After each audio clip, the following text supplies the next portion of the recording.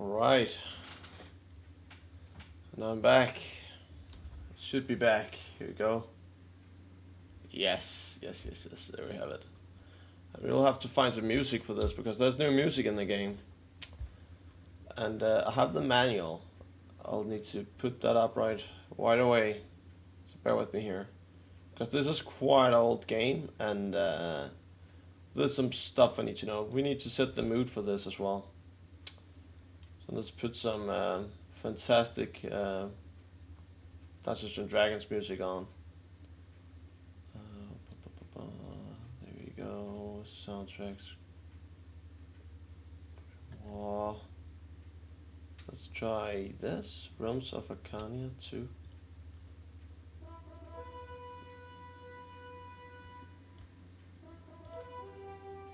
That should be good.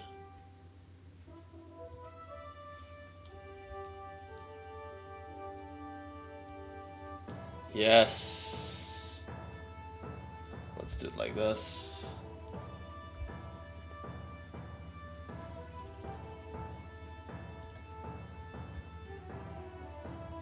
And here we go. Old Games Handbook.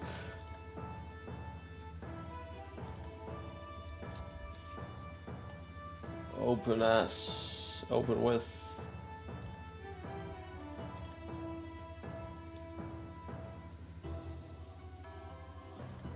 Oh, this is wonderful. Uh-oh, can I open it like this? Nope, I cannot. There you go.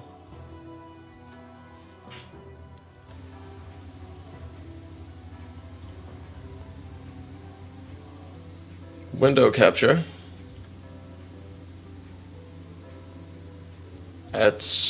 No.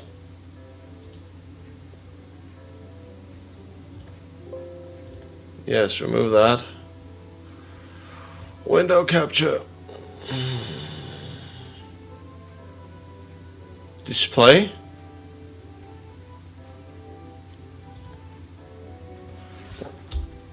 Wizardry Handbook. Wizardry 6 Handbook.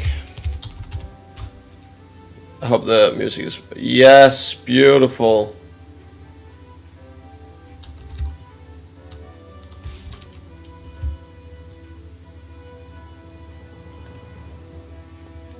And let's do it like this.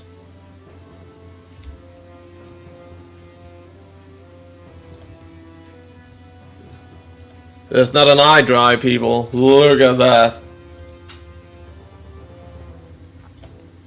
Here we go.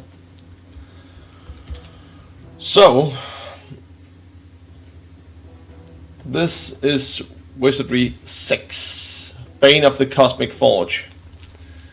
And I'm just gonna read some of the handbook so I understand the game before we dive into it. And I'll have to get my note block. Where is it? Where did I put that? Where's my notebook?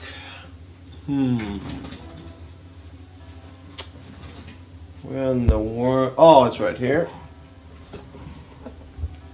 And my pen. It should be here as well. Where in the world is it? As you see, I'm a pro streamer with like everything I need to do. I got it covered. Be right back. Where is it? Where is it?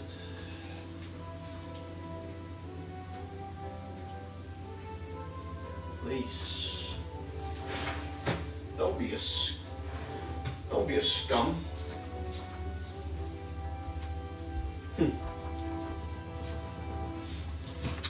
I'll have to use this ink pen then, even though I don't really want to.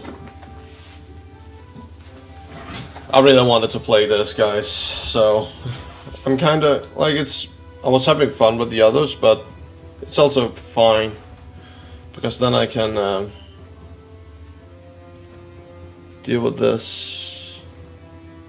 Let me turn this down a little.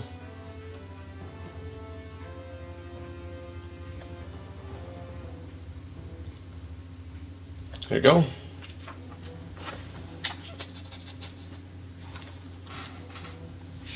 So we are gonna make our characters on this sheet right here. So we are prepared when we're gonna launch it, and immediately after that, we're probably gonna die horribly. That's how it is. Wizardry 6.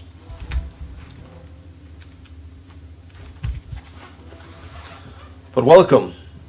If you don't know me, I am Malldictus the Retromancer.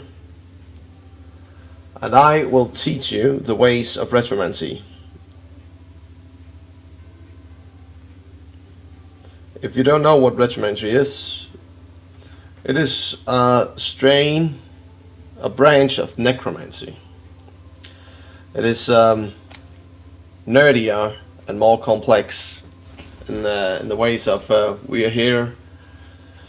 You'll be taught how to experience and resurrect old classic gems, and you'll learn how to handle and master their powers with me, as I am learning too.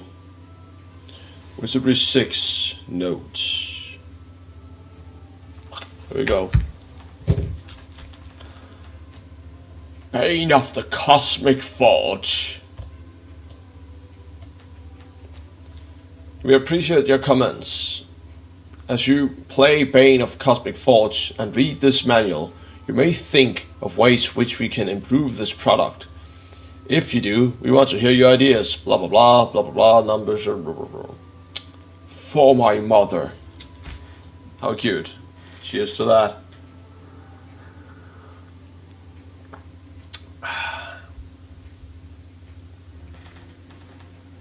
Special acknowledgement, yes, yes, yes. Playtesters. Valiant heroes. Here we go. The Cosmic Forge. In GK Cosmicos Universe El Fabrica to make. First, the name of an unusual writing instrument, stylus, possessing the unique magical property to make anything written with it come true.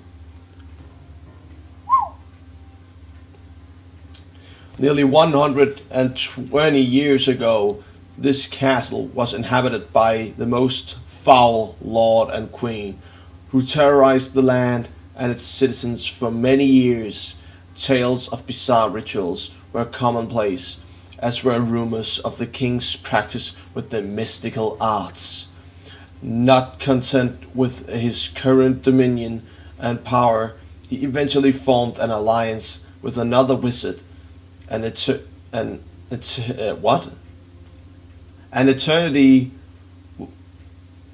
entity whose evil matched the king's own. Together they sought to rule all the evil planes, and in the great magical war, by combining their powers, they began to vanquish them one by one.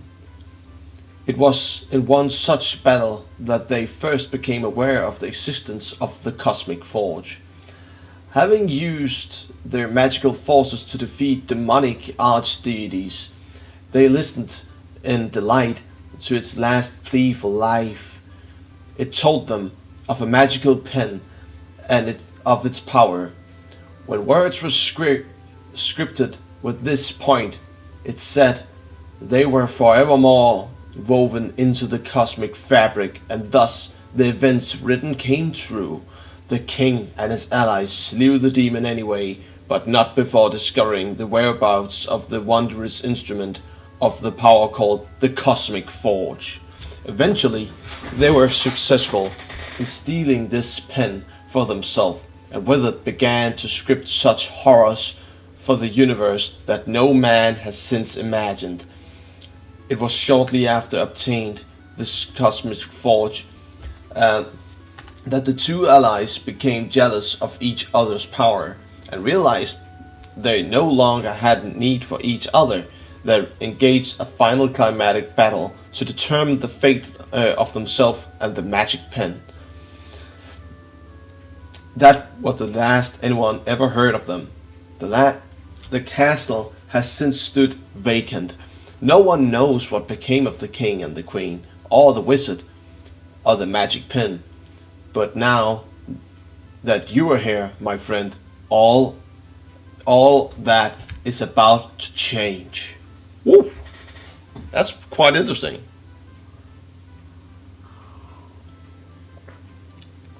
Now, inspect. Oh, there's a lot to learn. Journey to the land of Wizardry. The Wizardry program is truly magical. It allows your computer to open a portal to a world far removed from today's high-tech living. You hear that, people? Maybe there are Retromancers back then. I can't believe it. I thought that was the first. There, brave warriors do battle with evil wizards and fearsome monsters for riches beyond compare. It is a place where careful planning and strategy are more important than mere reflexes. You will be able to create a party of valiant adventurers about whose expeditions the throughbouts will sing epics for years hence. Bane of the Cosmic Forge is a new generation of wizardry crafted in the tradition of its predecessors, proving grounds of Mad Overlord, Knight of Diamonds, Legacy of Lunganum, Return of Venata, and Heart of the Maelstrom. It was nearly 10 years ago when Sir Tech released the first Wizardry. Damn, that was in 1980 then. Winning dozens of national and international awards and selling over 2 million copies worldwide. Wizardry has been called the granddaddy of fantasy role-playing games. It is because of these 10 years of experience and Sir Tech's solid devotion to fantasy role-playing that you now hold Bane of the Cosmic Forge in your hands. Epic. Now it is second generation. Wizardry delivers full color animated graphics, digitized sound, and true role-playing challenge. But more importantly, Bane of the Cosmic Forge delivers fantastic entertainment value, and that's what it's all about. Journey now to the Bane of the Cosmic Forge and let your imagination flow through the screen into the world of magic and adventure and death. They forgot to write that down. Whoopsie. Okay, what is fantasy role-playing? Role-playing is just as it sounds. You play a role of something or someone other than yourself. Just like professional actors and actors, you pretend to be a character, acting and reacting to the situations as he or she would. In a fantasy role, FRP, you also pretend to be another, but you do so in fantasy world of magic, myth, medieval customs. It is this fantasy world you create characters to roleplay, called player characters, PCs. Just like you, these characters have their own individual strengths and weaknesses. You guide them through the fantasy world, encountering many things, including monsters, traps, riddles, and of course, as in any situation, your actions in the present will ultimately affect your future. Yes, I love that. Player characters are created with abilities and skills necessary to deal fantasy situations. For example, in the Bane of Cosmic Forge, you may create an alchemist who has the power to conjure spells and charm monsters. You may create fighters with weapons sturdy enough to duel the most powerful dragons. Since you create a group, a party of 6 characters in Bane of the Cosmic Forge, you achieve the delicate balance of power that one person all alone couldn't possibly develop. You'll have spellcasters, warriors, thieves. You'll have specialists in the ancient arts of thermocratry. Man, that's That's a tongue twister for me. Alchemy and Legend. You'll watch as your characters grow in experience and power. More importantly, you'll enjoy the excitement of seeing the world through their eyes of an elf, a gnome, a moog, or a fairy. We see through their eyes, not mine. Like we are transformed into this world. Oh, and we see through their eyes. I hope you guys are ready, because maybe you will never return home. That's fantasy role playing. Oh, it's role playing. It's a story you join in the beginning with a party of characters, right as you progress through the adventure, and as you close the cover, savor at the end. General program conventions. Creating play diskettes. No. Format save diskettes. We don't need that. User interface. Do we need to... Playing Bane of the Cosmic Falls, the master options. Yeah, we can read this real quick, okay? So, for me, this is like the beginning tutorial and introduction, and also for you. So, when I post this later on my channel, you can see it as a guide, a noob to noob guide for Bane of the Cosmic Forge. All right, Bane of the Cosmic Forge is for the most part entirely menu driven. When you come across a menu, use the arrow keys around the keyboard, the number pad, or on some computers. To move the selection bar, move or highlight among the different choices in the menu to open up their choice. Once that option is highlighted, select it by pressing return. Alright. Sometimes there are more to do, and you'll need to type information from the keyboard, talking to interactive characters, solving riddles, and typing characters' name. Just a few examples. When you finish typing, Wizardry will expect you to press return to indicate you've completed your response. On some computers, return is called enter. Whoa! So the command is noted in the general by the symbol arrow down left. Are you following me, guys? Hope you can understand this. Playing Bane of the Cosmic Forge. Starting Bane of the Cosmic Forge. Inside your package,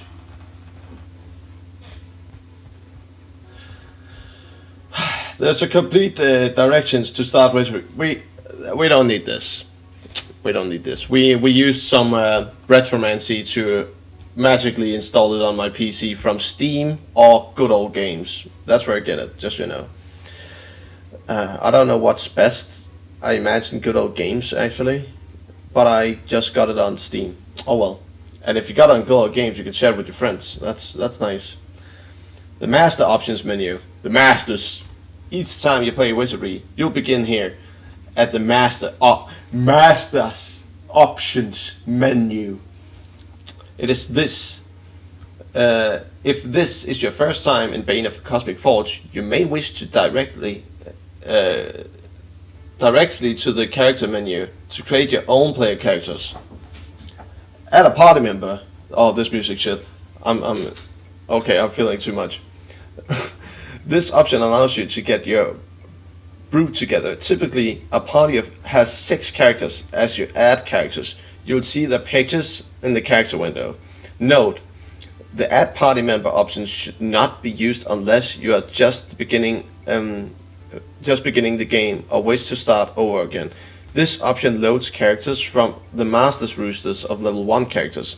All games in progress are saved to disk and are begun or resume with the resume save. Yes. Review member, I know that, but I'll read it for you.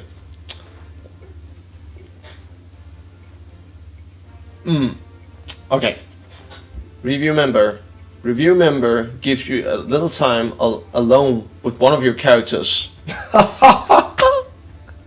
I love how this is written. This is the best. Like, we are living this role playing, okay? From 1990, we are living it. We are transformed into this world, and we see it through the eyes of a gnome, through the eyes of an elf, through the eyes of a dwarf. It doesn't matter, and we get alone time with them. What more could you ask for? This is probably the best role-playing game out there, because you are there. Can you say that about The Witcher? No. Can you say that about Oblivion? No. Skyrim? But here, you are there. There's a portal. There will come a portal and get us. That's insane. Okay, I'm getting carried away again. Alone time with one of your characters. You'll be able to see the experience, level, hit points, and statistics and skills of your character. All these attributes are explained fully in the Create a Character section of this manual. We gotta go there. That's an important one. Dismiss member. If you wish to remove a character from your party, you may use the option to return the character to the barracks. You're dismissed. Gnome, we don't want you. Start a new game. Yes. Okay, I'll read this even though I know how to start the game. When you select select Start New Game, the Master Options menu disappears and the game begins. You're off to adventure. If you already have an expedition underway, use the Resume Save Game option instead. Yeah, Resume Save Game. If you have already begun Wizardry, you have saved the game, use this option to begin where you last left off. Multiple expeditions. You may have more than one expedition going in the single time. All you need to do is use a different save diskette on your hard drive directly for each save game. So remember, get your floppy disk and save, alright? Character menu, let's read that instead. If this is your first time venturing into Bane of the Cosmic Forge, you will need to create your own band of characters. Selecting this option, you move to another menu where all of this is possible. Show title page. To take another look at the title page, select this option. Quit. You may use this to exit Bane of the Cosmic Forge. Well, why would you do that? Creating a character, here it is. The player character is the heart of a good role-playing game. You'll become intimately familiar with the characters you create, their strength, their weakness, their habits. You'll know each character as well as you know yourself, because these characters are an extension of your imagination. So when they die, guys, a part of me is going to die. Sacrifices will be made. Be wary. This is no mere game. From the Masters option menu, select Character menu. Next, select Create PC. The party. Typically, the party consists of 6 characters. Developing a well-balanced team with diverse talents is one of the major keys to success. An even mix of spellcasters, fighters, and at least one character skilled in throwing arts is often a good blend. However, before you go about selecting a character's race, sex, and professions, it's a good idea to read through the choice first. You'll see each race and profession and cannot do additionally. You'll find some races are better suited to certain professions than others. By reading through it ahead of time, you can create not only a party you want, but also a party that is well balanced and capable of the job at hand. This is like Spy preparing music. It fits.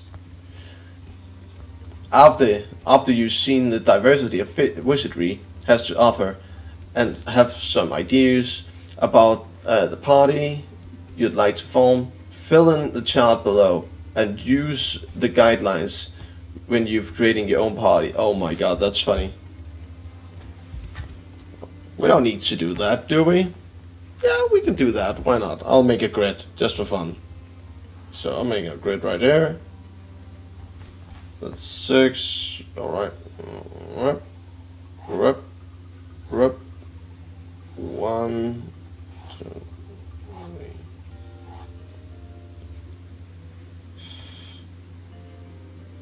like this.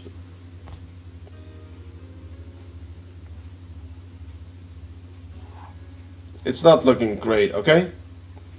Sex, race, probe. Here we go. Got it right here. Doesn't look great, but there's something. Complete information on the races and professions in the appendix A and B. Additionally, the race, blah blah blah blah blah. We got this. Statistics. Statistics are a central part of the player character and are influenced by the race you select. In turn, these statistics will help a character enter and success a certain profession. As you read through the available character races, you'll see these statistics mentioned. Each character has 8 statistics ranging from 0 to 18. Okay, from 0 to 18. Stats is from 0 to 18. So I will not use the wiki for this playthrough. I will use a manual. That's my only help, because that's what you did back then as well. So that's what I do.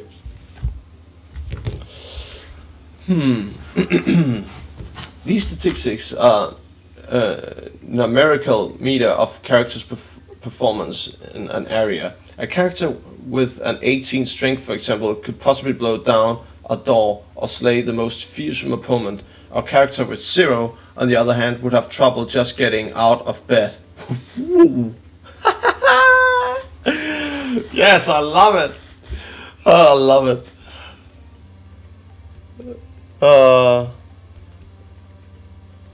Let me see something real quick.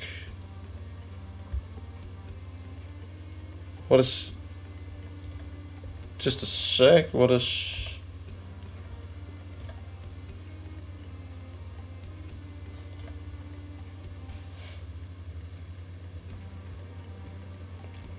Alright. Everything's good. Boom. Bam. Bada bing. Okay. So here we go. Strength.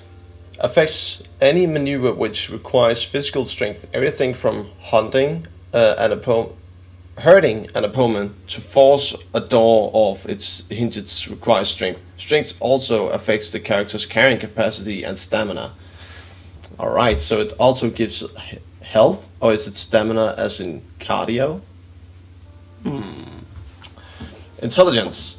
Affects the ability to cast and learn spells, determine traps or treasure chest, and any other task which require mental. Intelligence also affects the character's ability to learn new skills. Nice. So if I have a fighter and I give him intelligence, then is it possible for me to make him a lord? We'll see that below, I'm sure. Piety or something. It is a character's overall devotion to a subject or a field of study, and affects the ability to develop skills and to learn new spells. Piety also affects the amount of spell power a character gets when he or she gains a level, and further affects how quickly the spell power is recuperated. Sometimes, in spite of a low intelligence, an extremely devoted and persevering character can learn subjects just as quickly as his or her whip-smart friends. That's nice to know. So it's mannerism and it's... But it's a different kind of intelligence. Ooh, yeah. Vitality is the character's life force and affects the amount of hit points and stamina the character achieves. Vitality also affects the ability to heal and be resurrected, and helps to provide a character's resistance to poisons, paralysis, and death. In general, if a character's vitality reaches 0, he or she cannot be resurrected. Ooh, that's rough. Alright. Dexterity. the ability to dodge a missile, pop a trap on a treasure chest, and avoid a lance. Overall, it is the ability of a character to move his or her body, hands and feet included, in response to any situation. Since dexterity is so important to movement, it is directly related to the character's natural armor class. The ability to dodge a monster's hit in combat, dexterity affects the amount of times a character can hit a monster with a single attack. Nice. Speed is the amount of time the character needs to do any given action. The higher the speed, the faster the character moves or is able to accomplish the task. In combat, this statistic determines how many times the character can attack a monster in one round. Because speed is also important to movement, like dexterity, it directly affects the character's natural armor class as well. Okay. Personality is overall friendliness of a character and affects the new way a character interacts with NPCs in the dungeon. Characters with high personality tend to be extrovert and charismatic. Low personality characters, on the other hand, are more introvert and shy. Aww. Yeah, we will have a real talker on our team then at some point. Okay.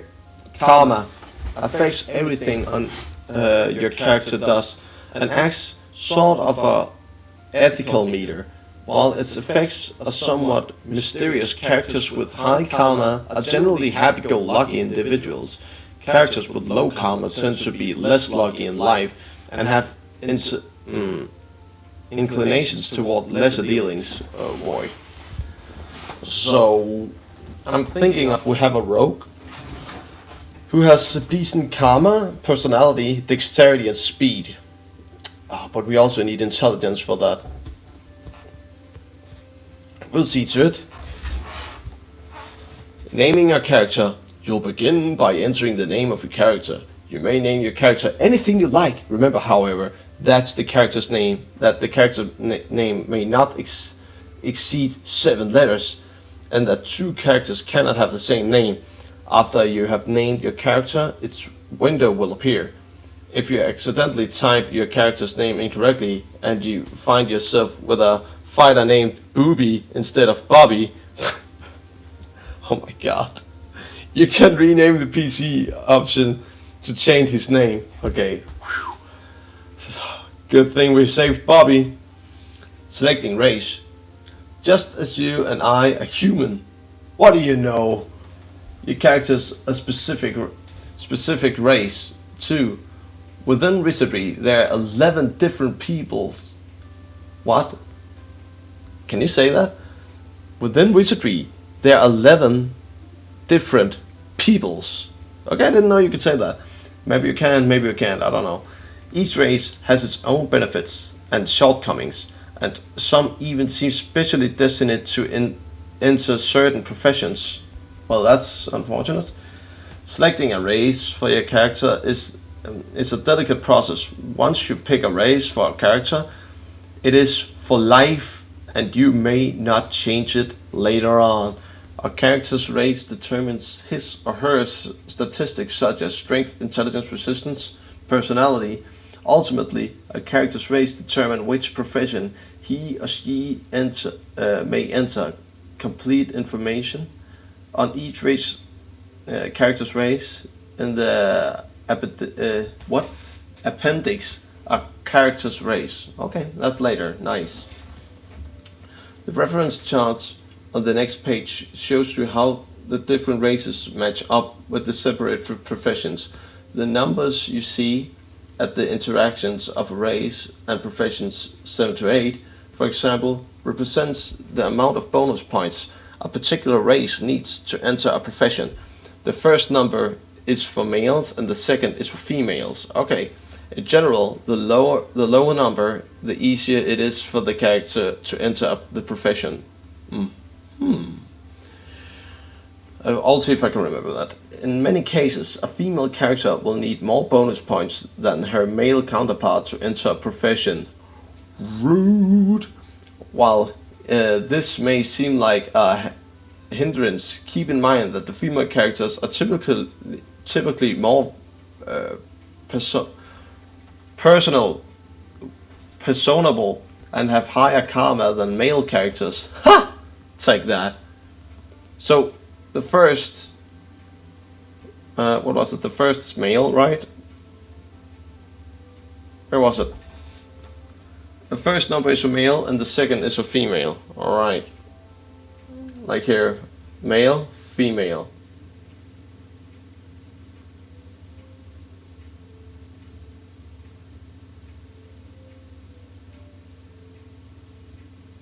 Wait. So it is easier. So this is the first.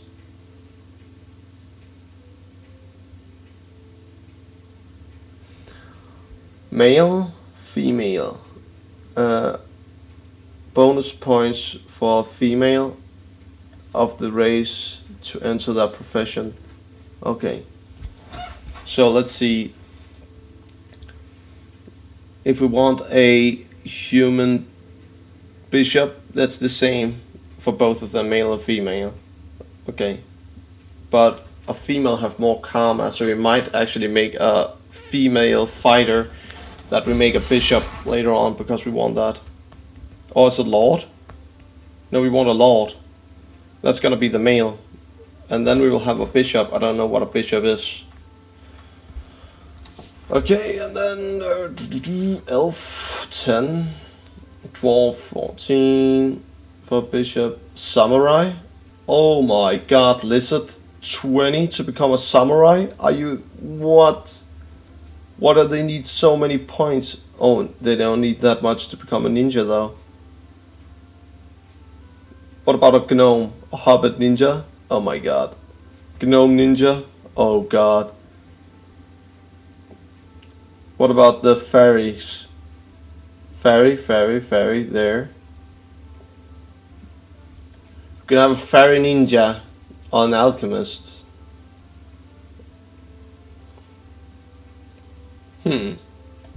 Enough of that.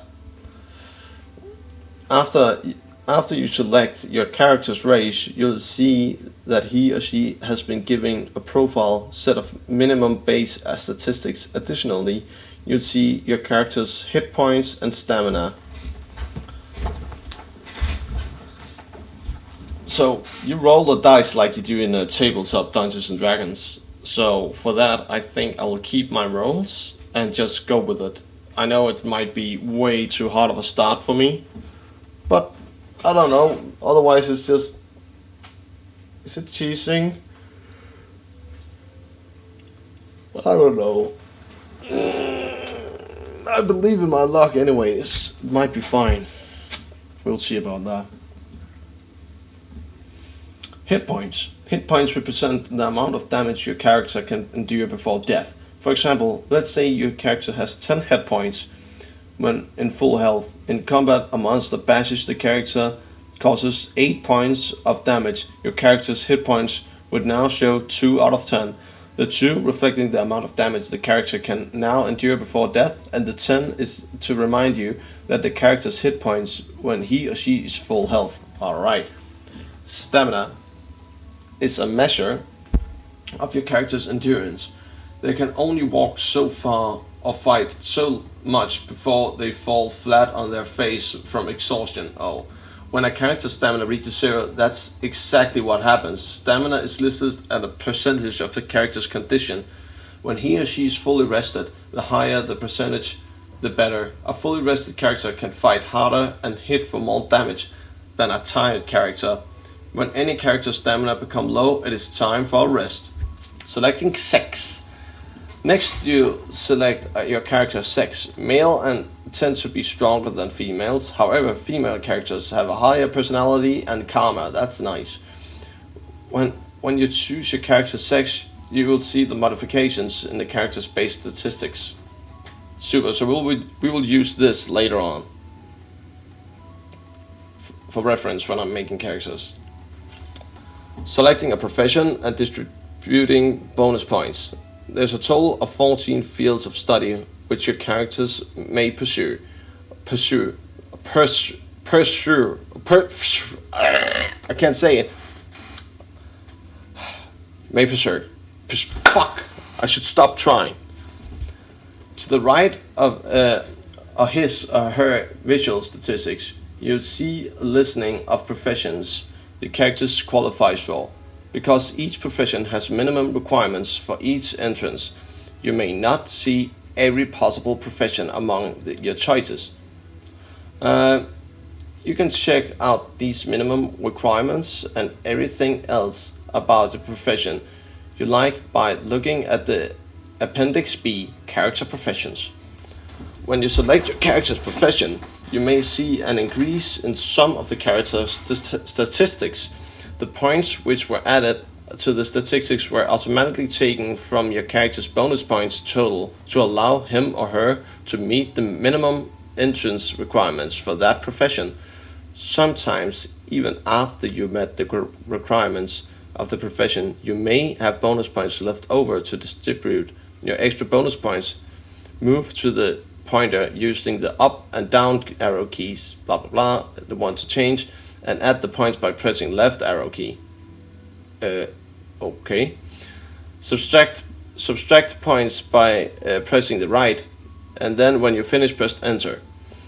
You can change the statistics any way you like, but you must use up all bonus points you've been given. Also, you cannot push statistics below its original value or above 18. Keep in mind that it won't do much good if you have a muscle bound mage or weak but intelligent fighter. Add extra points where they sure to make a difference. Rolling karma. Next, Wizardry lets you roll your character's karma. When you're feeling lucky, just press return to stop it. No matter what number you get, even if it's low, remember that there's no such thing as bad karma. In fact, within Wizardry, you'll meet people with both high and low karmas, since birds of feathers flock together. Having a mix of karmas in your party may prove beneficial. Funny. Selecting a portrait. We can read it. Sometimes there's something fun in here. Wizardry comes equipped with many different faces of all kinds of characters. To view the portraits, use the left and right arrow keys. And then, when you come across a face that's perfect for your character, press return or enter. If you decide to play the plastic surgeon and wish to change the character's look after, just choose portrait option again, and from the character menu in Wizardry will allow you to view the portraits and select another more fitting picture. Okay, so you can just change people's faces on the fly. That's nice to know. Selecting skills. Just like your characters have certain skills. However, when you first create your character, these skills are a bit on the light side. Typically, they have but a few points in their profession's area of expertise. To help you broaden your character's skill bonuses, points may be distributed among his or her skill choices. In general, there are 3 categories of skills in Wizardry: weaponry, physical, and academia. Within each of these categories, there are many skills, of which I explained in the next few pages. Holy smuggerolies. I think it's good that I'm reading this, otherwise I would have no idea what the hell I was doing. So I hope this is helping you out there. If you're a brand spanking noob, then let me, Malldictus the Retromancer, teach you. And teach myself. But in general, weaponry skills. Weaponry skills.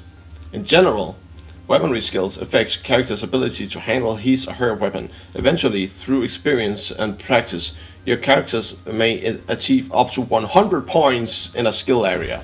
As your characters practice the weaponry skills, equipping and using a weapon in combat, blocking a blow with a shield, etc., points will automatically be added to the particular skill to reflect your training. Of course, it's always a good idea to add skill points manually when your character gains levels. Okay, so it's like a level system that works kind of like in Oblivion and Morrowind, where you gain points and experience in that for being punished and trained, you know? So maybe when you level up, you can mid-max. That's good to know. Wand and dagger, the talent of wielding daggers and wands, other small items used as weapons in combat. Sword, yes, it's a sword, axe, mace, and flail. The talent needed to use a mace-like item, including flail, hammer, as a weapon in combat, pole and staff, throw. Okay, here. The demonstrated ability to be on target when any weapon is thrown. This includes such things as shurikens, darts, or potions, at weapons which are accidentally thrown in combat. Your fighter mistakenly lofts his exceptionally what? Your fighter mistakenly lofts his exceptionally expensive sword at a monster are covered under this skill. No way. Can you accidentally throw a legendary sword and then it's gone maybe? That would be real bad. Are covered under this skill. Sling, the ability to use a weapon which consists of a leather strap and two cords, which then are whirled and released hurl bullets at opponents, bow, shield, hand and feet. Let's read about hand and feet. The talent of using one's hands and feet as lethal weapons to strike and hopefully kill an opponent. Physical skills. Physical skills generally affects the character's ability to do things which require talents of the body or voice. At best, a character can have 100 points in a physical skills. For instance, the skilled ranger will keenly perceive and pierce of straw that looks out of a place. A giant hay pile. Okay. 100%. For instance, the skilled ranger will keenly perceive a pierce of a straw that looks out of place in a giant hay pile. The unskilled character, on the other hand, will blindly walk down the hall, oblivious to the giant red sign that says "Secret door here." As with weaponry skills, your character become more proficient in the physical skills area. What? In the physical skills arena. Okay. When they practice a particular skill and are automatically given points to reflect their training. The scout skill, however, must be manually raised when a character gains a level. Of course, you can add points manually to any other area as well. Scout. The knack of seeing and finding things such as secret doors, hidden entrances, and buried items others seem to pass by. You must add points manually to Scout to increase your character's proficiency. We will most definitely get that. Music. The art of playing musical instruments and bringing forth some of them different magical spells. So bards are a thing, apparently. Let me see, bard? Is it a thing? Yeah, bard. You can be a bard. What's that? Phasonic? I have no idea what that is. Interesting. Music. There. Oratory, the vocal discipline required to probably chant a magical spell. Without good oratory, the spell meant for the monsters may fizzle or backfire on the party. Whoa! Oh, that's nice to know.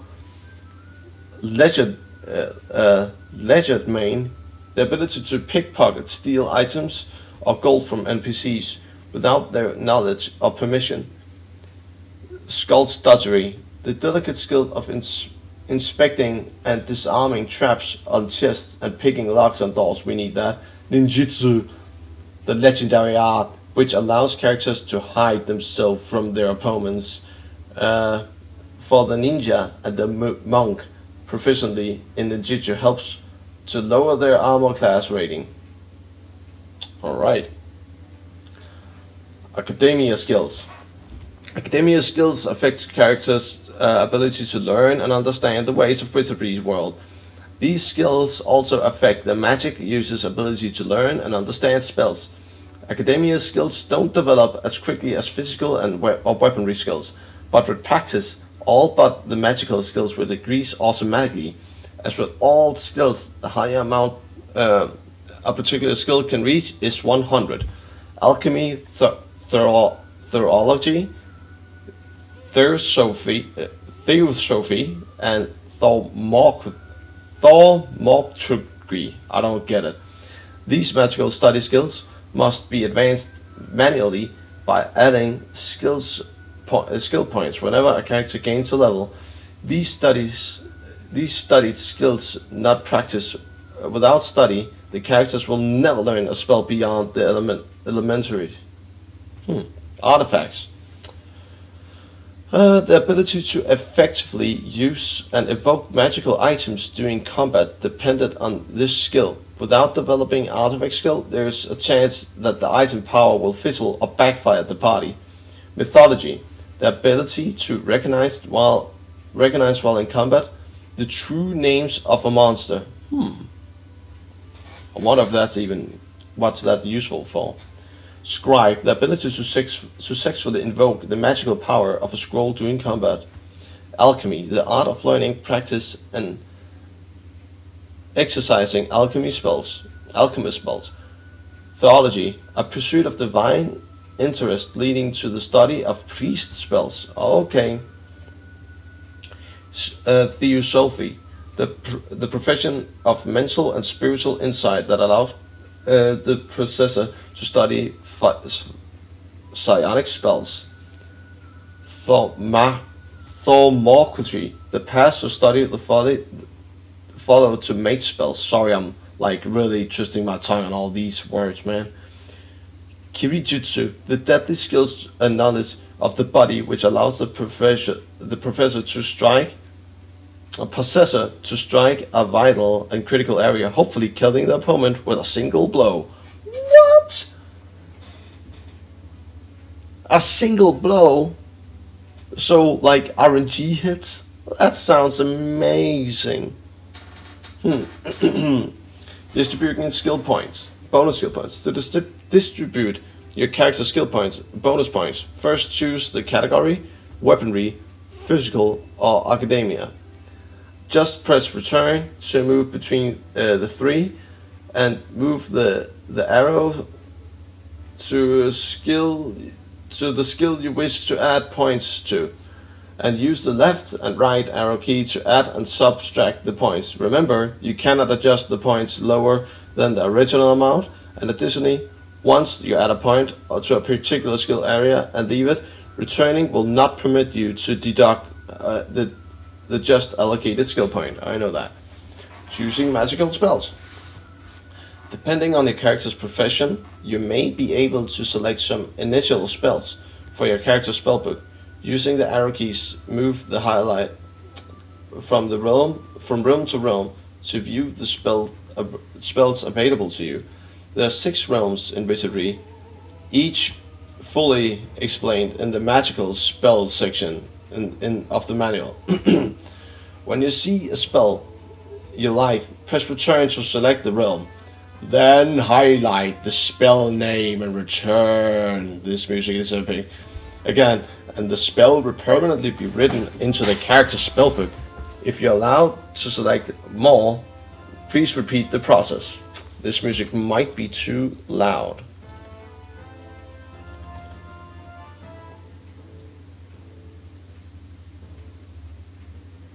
This should be better, right? I hope so.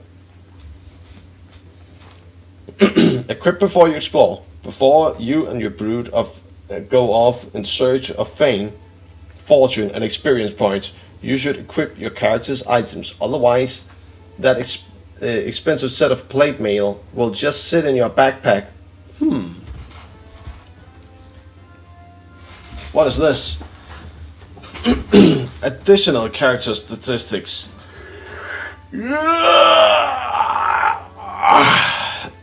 Excuse me. age. Aside from the statistics and attributes you selected while creating your character, you will see others which you may not be familiar with. Each of these attributes is explained below. Age. Adventure begins early in the game. Adventures begin early for these youngsters. Its symbol, the planet moving around the sun, represents the passage of time. Each occasion of your character's rest, they get a bit older, only by 8 hours, mind you. Oh my god. Eventually, their vitality may lessen, and they may in general start to show signs of their age. However, starting young, all of your characters have good long life ahead of them. What? What? Remember, they are part of me. So every time they rest, and if you're watching this, and if you dare to try it, you might be 8 hours older every time you rest with them. So when you play this game, you will show signs of age. Then maybe I can finally get grey hair. Or more of it. Rebirths. It's unfortunate fact, but even the best of the best fall prey to a monster's attack and die. When this happens, characters lose a point of vitality. However, your characters can be reborn by magical and other means. The numbers you see next to the kneeling characters icon tells you which life he or she is currently enjoying. Oh my god. Your characters can literally age down to the point where they are as fit as a crippled raisin. That's amazing. I love this. I love this. This is gonna be a mess and I'm gonna fail miserably. What I wanna do, is play from Wizardry 6. Then you can transfer your party when you complete the Wizardry 6 game to Wizardry 7. And if you complete the Wizardry 7 with your characters, you can take them to Wizardry 8. So I'll see if that's possible and if we can do that. And oh my god, it's gonna be a long run. But man, if we're gonna nail this, it's gonna, we have something to do at least. This is amazing. Alright. Level. As your character learns the way of wizardry, he or she will become more experienced. To reflect this experience, the character earns an experience levels, which in turn gives the character great powers and abilities. Rank. As your character becomes more experienced, he or she will earn ranks within his or her profession. The rank serves as a title of sorts and helps to identify the character as an outstanding member of the profession. Experience. As your character slays monsters and performs special tasks, they are awarded experience points. As the experience points build up, your PCs will gain experience levels. Monsters. Monsters kill statistics. MKS. For the hack and slash, this is all important statistic. The number of you see represents the number of monsters you have in one way or another sent to the Grim Reaper. Nice. So you got a kill count. Condition. Normally a character will be okay, suffering from no illness or generally healthy. However, your character may at some point become less than healthy. He or she may become afraid, asleep, blinded, dead, insane, irritated, nauseous, paralyzed, poisoned, or stoned. Stoned. For all these maladies, expect stoning and death. Resting may eventually What? Oh, wait. Except stoning and death, resting may eventually remedy the condition, although sometimes magical interventions is useful or required. See combat notes, health-related maladies for more information. Gold pieces, GP. Just as it sounds, the number you see here is represents the amount of gold the character currently holds.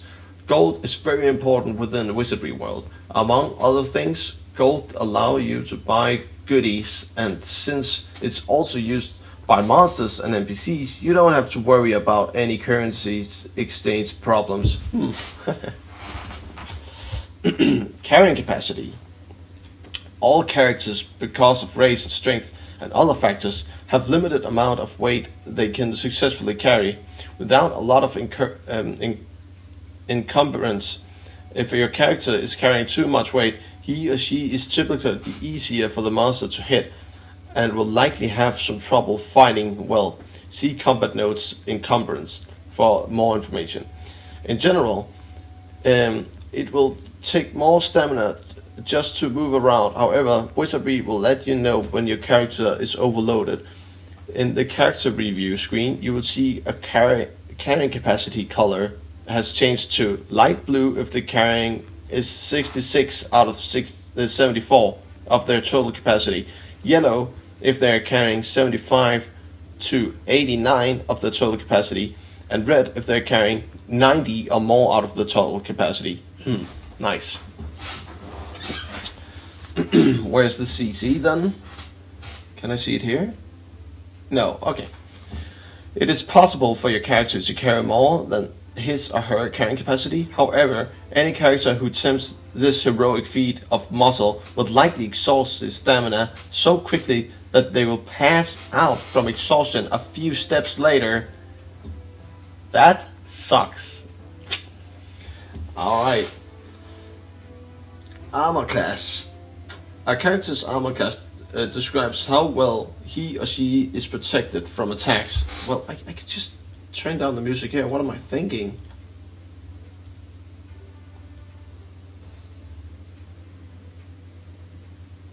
There we go. Protected from attacks. Armor class ranges from a +10 virtually naked to a -10 Sherman tank. Okay. So armor class, if it's plus, it's bad. Okay, okay. AC +10 equals bad. There we go. I need to remember that. Neutral armor class, encumbrance penalty, shield bonus. Magical, head, chest, leg, hands, feet. Okay. Magical, this is the first one. Natural AC reflects the character's ability to avoid being hit by a monster. Certain races,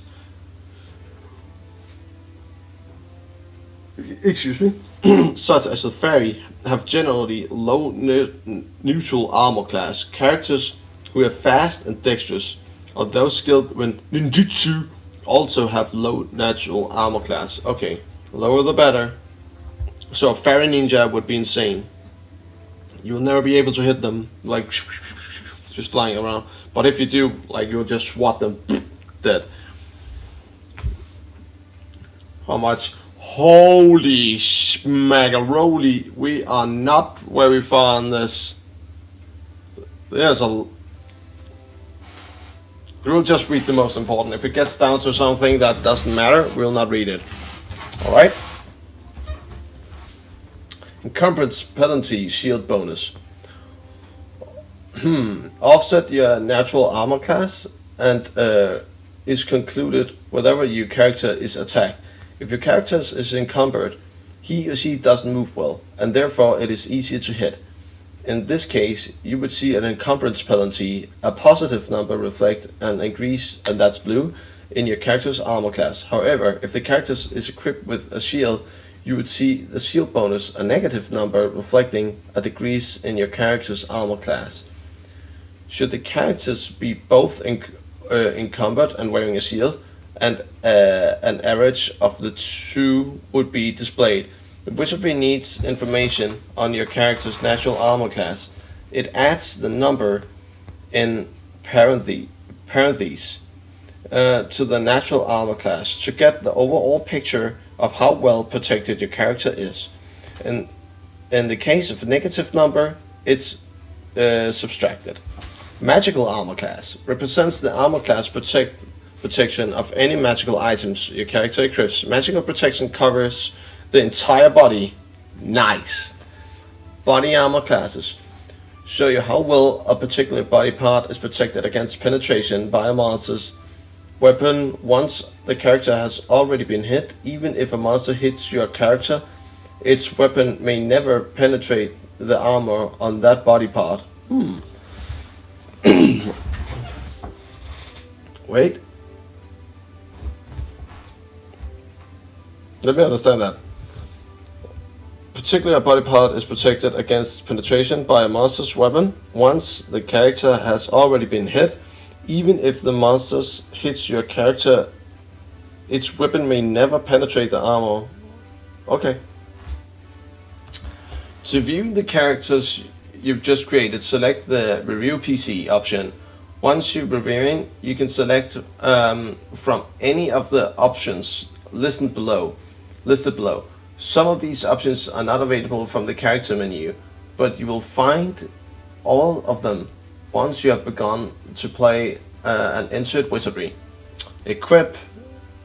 Okay, I've seen this. When you first create your character, he or she will be carrying a few basic items, a sword, a leather armor maybe, appropriate for the profession you have selected. To make these items useful, you'll need to equip them. After all, that new helmet won't offer you much protection if you don't take it out of the hat box. Select equip to do so. Use the up arrow to move the selected bar to the item list, or press return for none. Move through the items until until the one you desire is highlighted, and press return to select it. The item you have selected will be colored, and others you opted not to use will turn to gray. Aha! No, just like everyone else, your character only has 2 hands. When you select your primary weapon, it is held in one of your character's hand, and it is the first to be used against creatures in combat. You may select a secondary weapon or a shield with another item to fill the secondary spot. However, if your primary weapon is a 2-handed, you will not be able to select a secondary. Essay, what is this? To understand the details of any items, use Essay. You'll get some basic information about that item, which will help you understand its makeup and usefulness. Longsword weapon slash. What is that? What is all that? MF. Swing thrusts. Piercing weapon. It's a piercing. No. One-handed weighs. Okay, we'll read. The top. Let me. It's just me. This is. There we go. The top line lists the class of the item, followed by its range. In the lines under this, you will see many letters. These letters aren't a word puzzle, but they're the first letters of the race and sexes. What? So, human, elf, dwarf, gnome, halfling,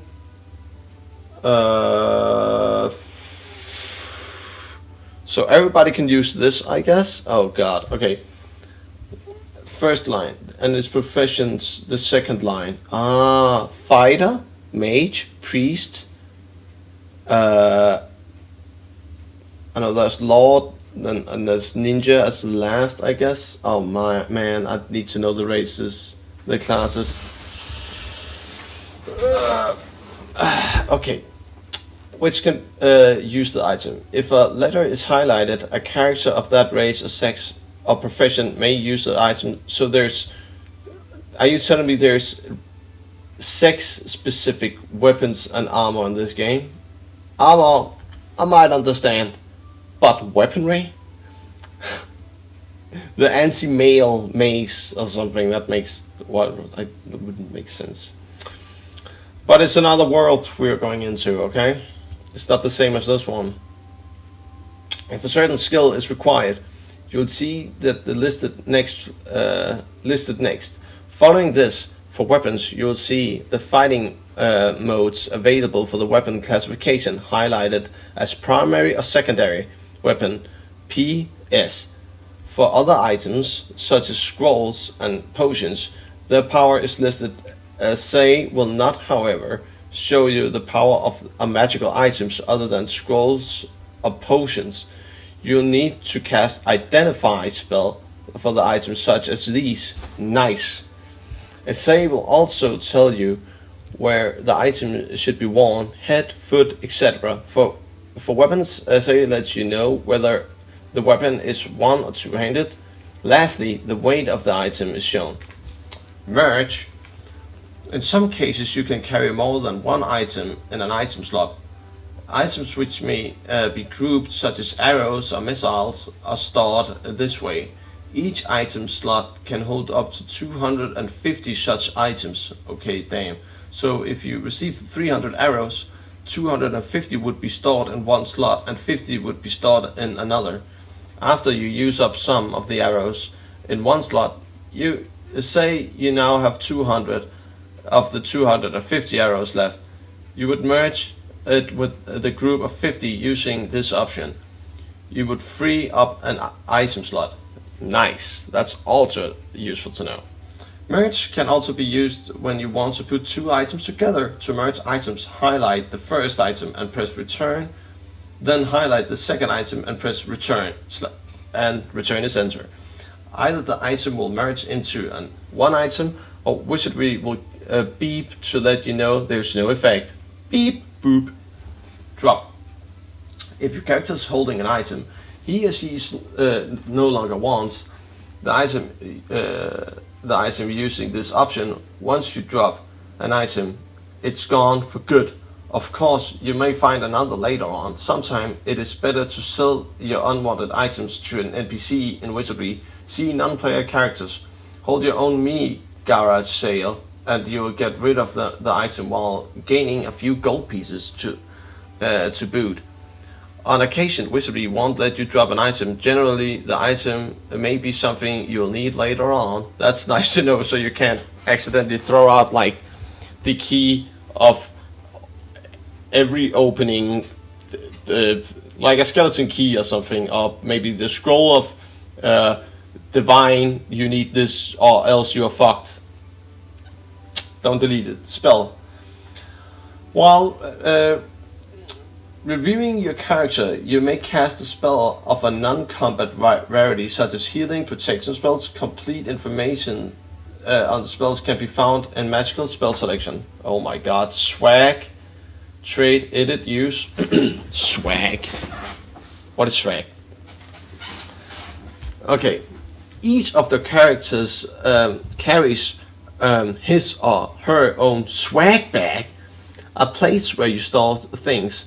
If you wish to swag an item, select this option to put it in the bag. Each bag can hold 12 different items, but none of the items can be equipped. All grouped items such as arrows and missiles count as one item. You can use an item directly out of the swag bag and at any time, unless you're in combat. And in the heat of battle, you set the swag to the side, and you'll need to get the item out of it first. See combat options, equip, likewise, say blah blah blah, use. If there's an item you would like to use in one way or another, select the use option.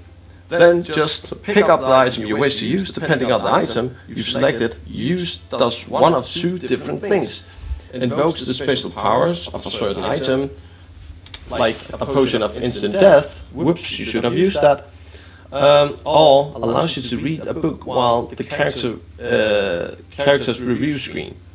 If you should find a spellbook in the dungeon, then the use option will also allow you to read the spell and if your character can learn it, you may write it into his or her spellbook. Be careful not to waste any spell by writing it into a character's spellbook when he or she already knows the spell.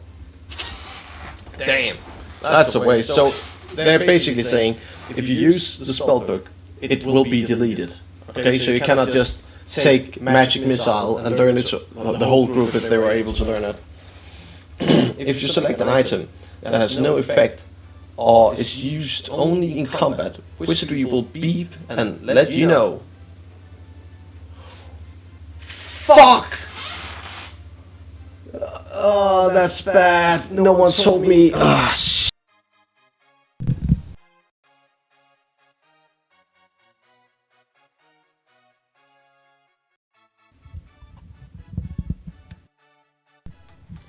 Hello?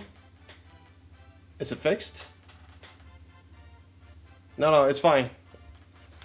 It's just there's been some, but if shit, how would I know? Oh my god, it might. Everything might be fucking in vain then. Oh, that's nasty. Did I fix it? Was it yes to I fixed it? I hope so.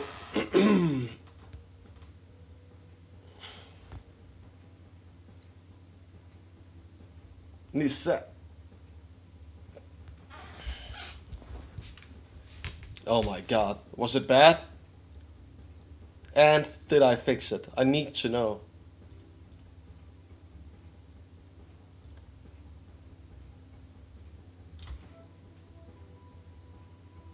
I fixed it. And how bad was it? Was it like really bad? Oh, I'll hear that later on. If it's too bad, I'll just redo the whole thing. Oh my god, that's shitty as hell. Why did it do that? Why? Super duper annoying. Damn. Alright, where did it come from? Use. Oh my god. That's disastrous.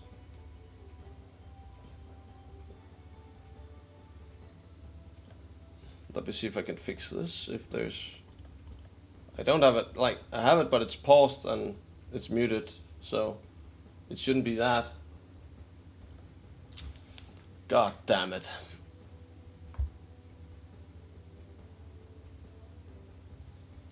Okay. If you select an item that has no effect, it will beep. Okay. Trade. Occasionally, one of your characters may find a really neat trinket in the dungeon and wish to give it to another character, possibly the one screaming, "Give me that!" To comply, select the trade option. Here you may trade gold and items between characters. Edit. Allows you to change some of the basic features of your party while an expedition is in progress. You may have changed a character's name, portrait, or profession. You may also replace a current party member with a brand new character. Change name, just like the change name in the character menu. This allows you to give your character a new name. Remember, however, the Wizardry will not allow you to have two characters with the same name. Okay, fine. Portrait, changing professions. Oh, that one. When your character feels it's time for a change of pace, change profession, allow him or her to switch career mid-life. On your screen, you'll see all of the professions that the character qualifies for. Keep in mind, each profession has its own minimum entry requirements, so you may not see every possible choice among your selection. See Appendix B, Character Professions, for information on minimum entry requirements. That's above. Select one of the professions you see, or none at all. You immediately begin learning the skills of your new profession and stop learning those of the former. However, your character drops to experience level 1, which will allow you to learn the new spells and skills more quickly, and his or her statistics will change to reflect the minimum requirements for the new profession. So yeah, you will go down in life. Replace. Occasionally you may wish to replace a current member of your party with a new level 1 character from your master roster of characters. Okay, you can do that. The character must exist in the master roster prior to entering that day's adventure session. Replace is useful if the character has died and cannot be resurrected, or if he or she turns out to be a dot later on in life. Alright. Caution: when you replace one character with another character you remove from your party is gone forever, so be careful not to send your prized samurai packing off to Florida and out of your adventure. Wow. Yeah, that would suck. Let's hope my sound wasn't doubled the whole time. That would really be bad. Oh god. Skill. To review a character's skill selection, this option. Select this option. When you do, the character's weaponry skills will appear. You may also review the physical and academia skills by highlighting the category, pressing return/enter, review. To look at another character, select the review option and exit blah blah blah. Deleting PC, renaming, adventuring. Oh god.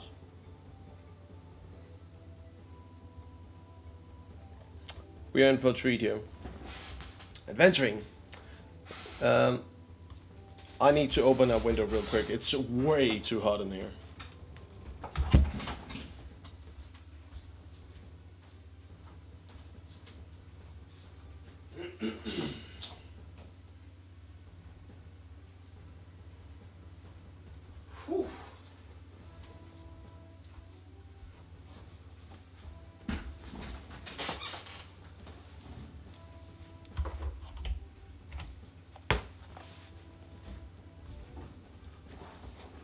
Alright, adventuring. The essence of Wizardry is adventuring. It is time to accept the challenge and leave the safe confines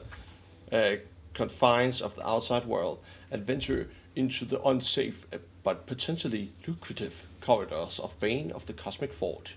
Successful adventures consist of at least 9 stages. Prepare a well-balanced party and continue to develop this balance as they grow, becoming more experienced and more powerful, exploring everywhere and search for hidden items and passages. Mapping is accurately so you can return to certain spots of recall a specific location, although this is not necessary to win the game.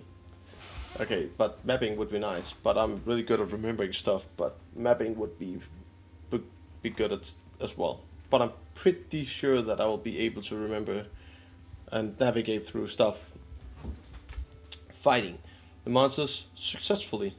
That is a part of it, otherwise you die.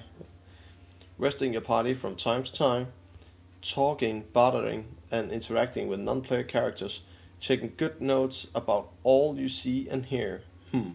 Using this knowledge along with your intuition and logic to complete the quest. Staying alive. Each time you resume your expedition and are ready to begin the play, take a minute to check out your characters.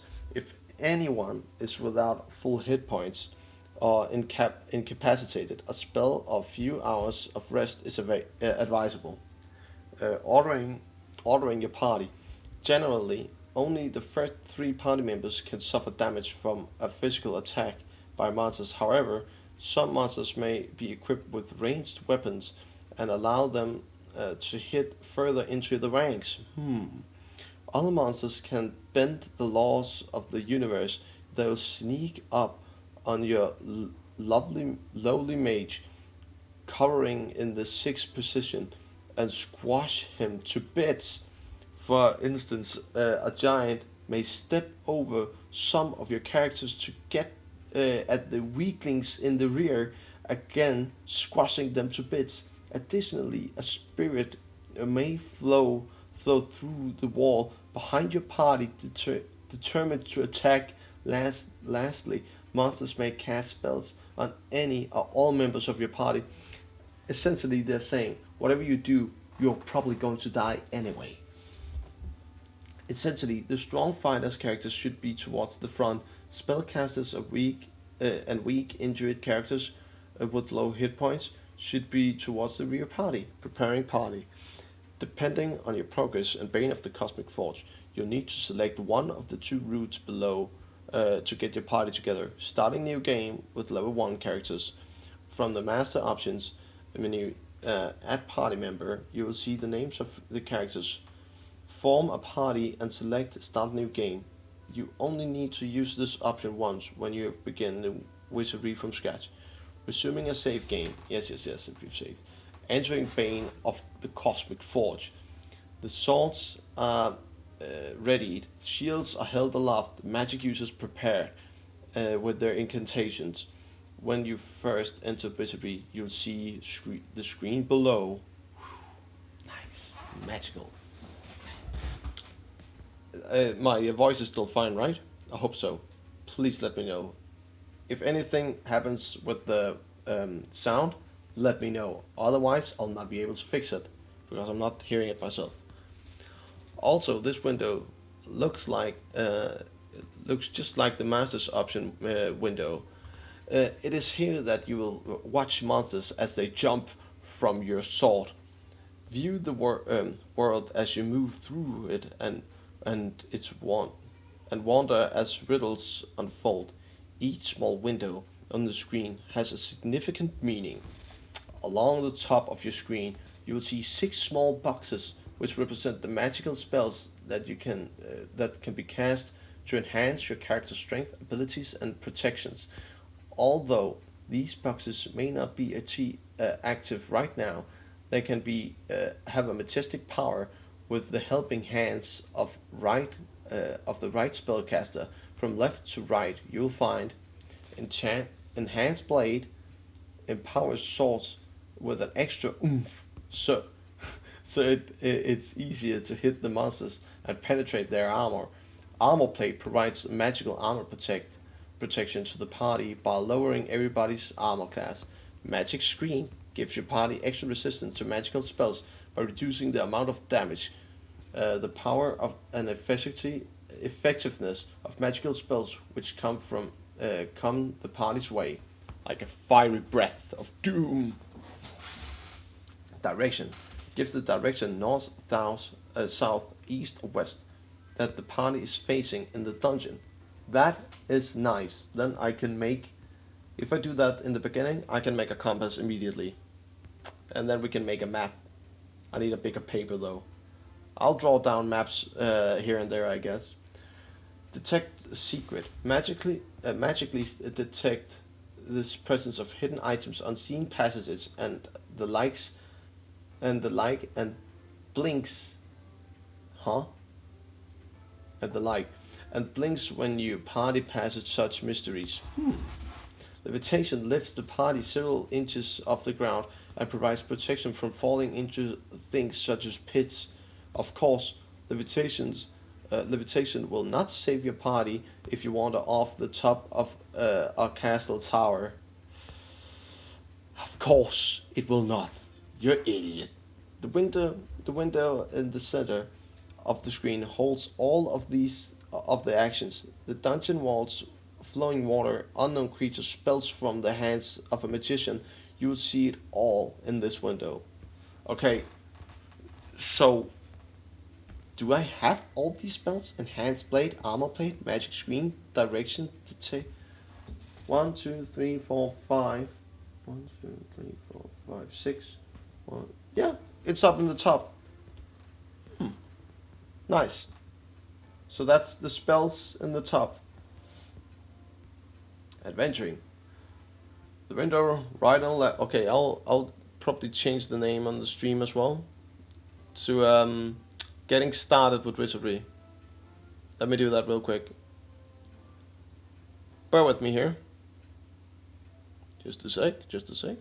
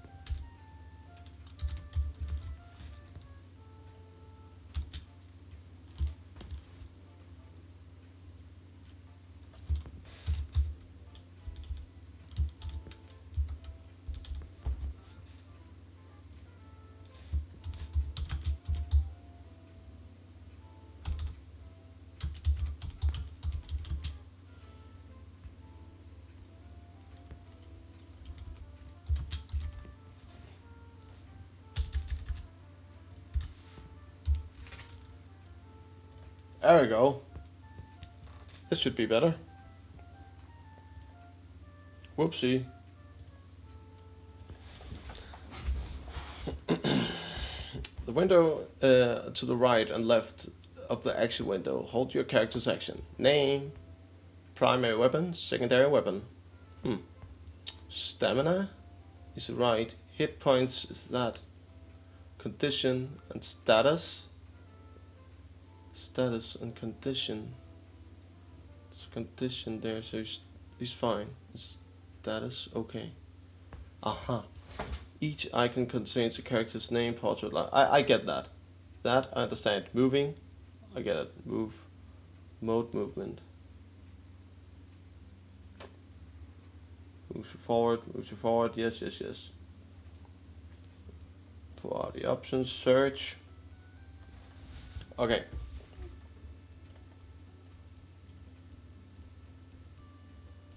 Here we go. Search. You walk into a room and sometimes just tells you there's a heap of gold buried.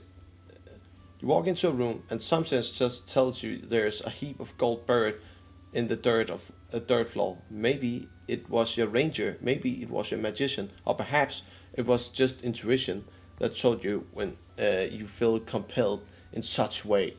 Use the option to check the party's immediate area, the wall you are facing, the floor you're standing on, and the dirt below. If your character's scouting skill is good enough, you won't need to search every molecule of rock you pass. At least one character skilled in scouting could alert you something that appears out of the ordinary. As misplaced rocks stirred up the dirt, a corner, a bump on the wall, and save you a lot of time searching in the process. The detect secret spell can also be very helpful in your expedition. When you cast detect secret, you'll see the eye at the top of your screen open. If the eye blinks, search the area immediately. Although you may not necessarily find anything, a blinking eye definitely means something's up. That's cool. Review. Just like review option, the characters menu, you may use this option to view your character or equip different items for full information. I knew that. Spell. The ancient arts of your magician can be called into play scrolling through the wizardry using this option. After selecting spell, you will need to select the character to cast it. Next, you will select the spell and its power. Lastly, you may be asked to select the target of the spell, such as a character in need of some healing. For complete information, blah blah blah. Use, open, we get that. Order rests. Order of your occasionally you may need to adjust the matching order of your party. If your magician is leading your party into combat or your fighter is asleep, for example, select the order option. To do so, on the left side of your screen you will see your character's names. Select the leader of your party and press return. His or her name will disappear from the list. Now select a second party in the rank and press return. Repeat the selection until all the members are just where you want them. Remember, monsters typically attack the first 3 characters in your party. Therefore, it is best to keep the tough characters with high hit points up in front. Characters who are suffering from maladies are generally weaker than their fighting counterparts, such as spellcasters, should go in the rear of the party. Rest. And remember, we are getting older, and we might get old and weak if we rest too much. That's insane. To replenish your character's stamina, cure their wounds, recoup some of the nasty conditions, and replenish your magic user's spell power. It is necessary to rest your party. Each occasion of your characters are able to fully rest, They will receive 8 hours of sleep along with all its benefits. They also age by 8 hours. 3 fully rests equals 1 day. You may press return at any time during the rest to wake your characters early. Unfortunately, this wanderer's calm may be disturbed by a wandering group of monsters who come across your party, pleasantly napping around a fire. A swarm, down upon them with all the commotion. Some of your characters may wake up immediately to participate in combat. Other characters, really sound sleepers, may remain asleep. If a sleeping character is hit, he or she will wake up right away. Oh. Caution. If you have poison characters in your party, try to cure the character of the poison before you rest. Some poisons are strong, and they will kill the character before the neutralizing effect of sleep have a chance to work. Additionally, if your character is equipped with a cursed item, try removing the item from the character, the remove curse spell before you rest. Disk. What is this? That is how you save. Game config delay. Okay. Oh, delay lets the Wizardry know how long you'd like a message to stay on the screen during combat. 1 is the fastest, and 18 allows you plenty of time to read. For most cases, 8 is a good setting. Okay, nice, because I was trying it out real quick with a custom party. Party that was given out immediately just to test how it was looking and if the sound was good enough and if it could actually work for me. Alright? And there, the text was incredibly fast, so we will put that down. But I didn't go into details about the characters. We just, I just put the scratch, what are they called? The pre-made team in, and there we go. So I still don't know anything. Sound. There are 2 categories of sound in Wizardry: the monster sound and the dungeon noises. You can individually adjust the level of each of these sounds to your liking. First, you'll see the switch for each sound, monster sound, and the switch for each sound, monster sound first and dungeon sound noises second, which allows you to turn the sound either on and off. If either of the sounds are on, you can adjust the levels. Fine. Level of play. Either novice or normal or expert. You can tell Wizardry how challenged you'd like the adventure to be. I can. Okay. Novice, normal, or expert. We're gonna play normal. Input. You may use your mouse and your mouses. Fine, mouse. GM mode allows you to reference your graphic set. No problem. Lock the doors. Open. Force. Pick. Knock knock. Oh my god, let's read this. Lock the doors. The thief pulls a bundle of tools from his backpack and setting them beside the door begins to work on the lock. The tumblers move inside and you're waiting for just the right moment for the right combination to open the lock. Characters with a solid knowledge in skullduggery seem to have a knack of finding that combination of your screen. On your screen you'll see the tumblers moving and shifting inside the lock. When they are in the right location, the tumblers will be green. When you see a clear line of the green, the time is right. Press return. If you successfully pick the lock or force the door down, it will open. If not, there's a chance that the lock may break during the attempt. If the door doesn't open, it may become jammed. If you won't be able to pick the lock, and without the strength of shoes, it will be hard to force it open. Damn, that sucks. Knock knock. If you can't seem to force the door down or get the tumblers just right, then there's still a chance that you can open the door. Just call on your magic user. From the party options window, select the spell option. Oh, and if they have the knock knock spell, okay. Cast the knock knock.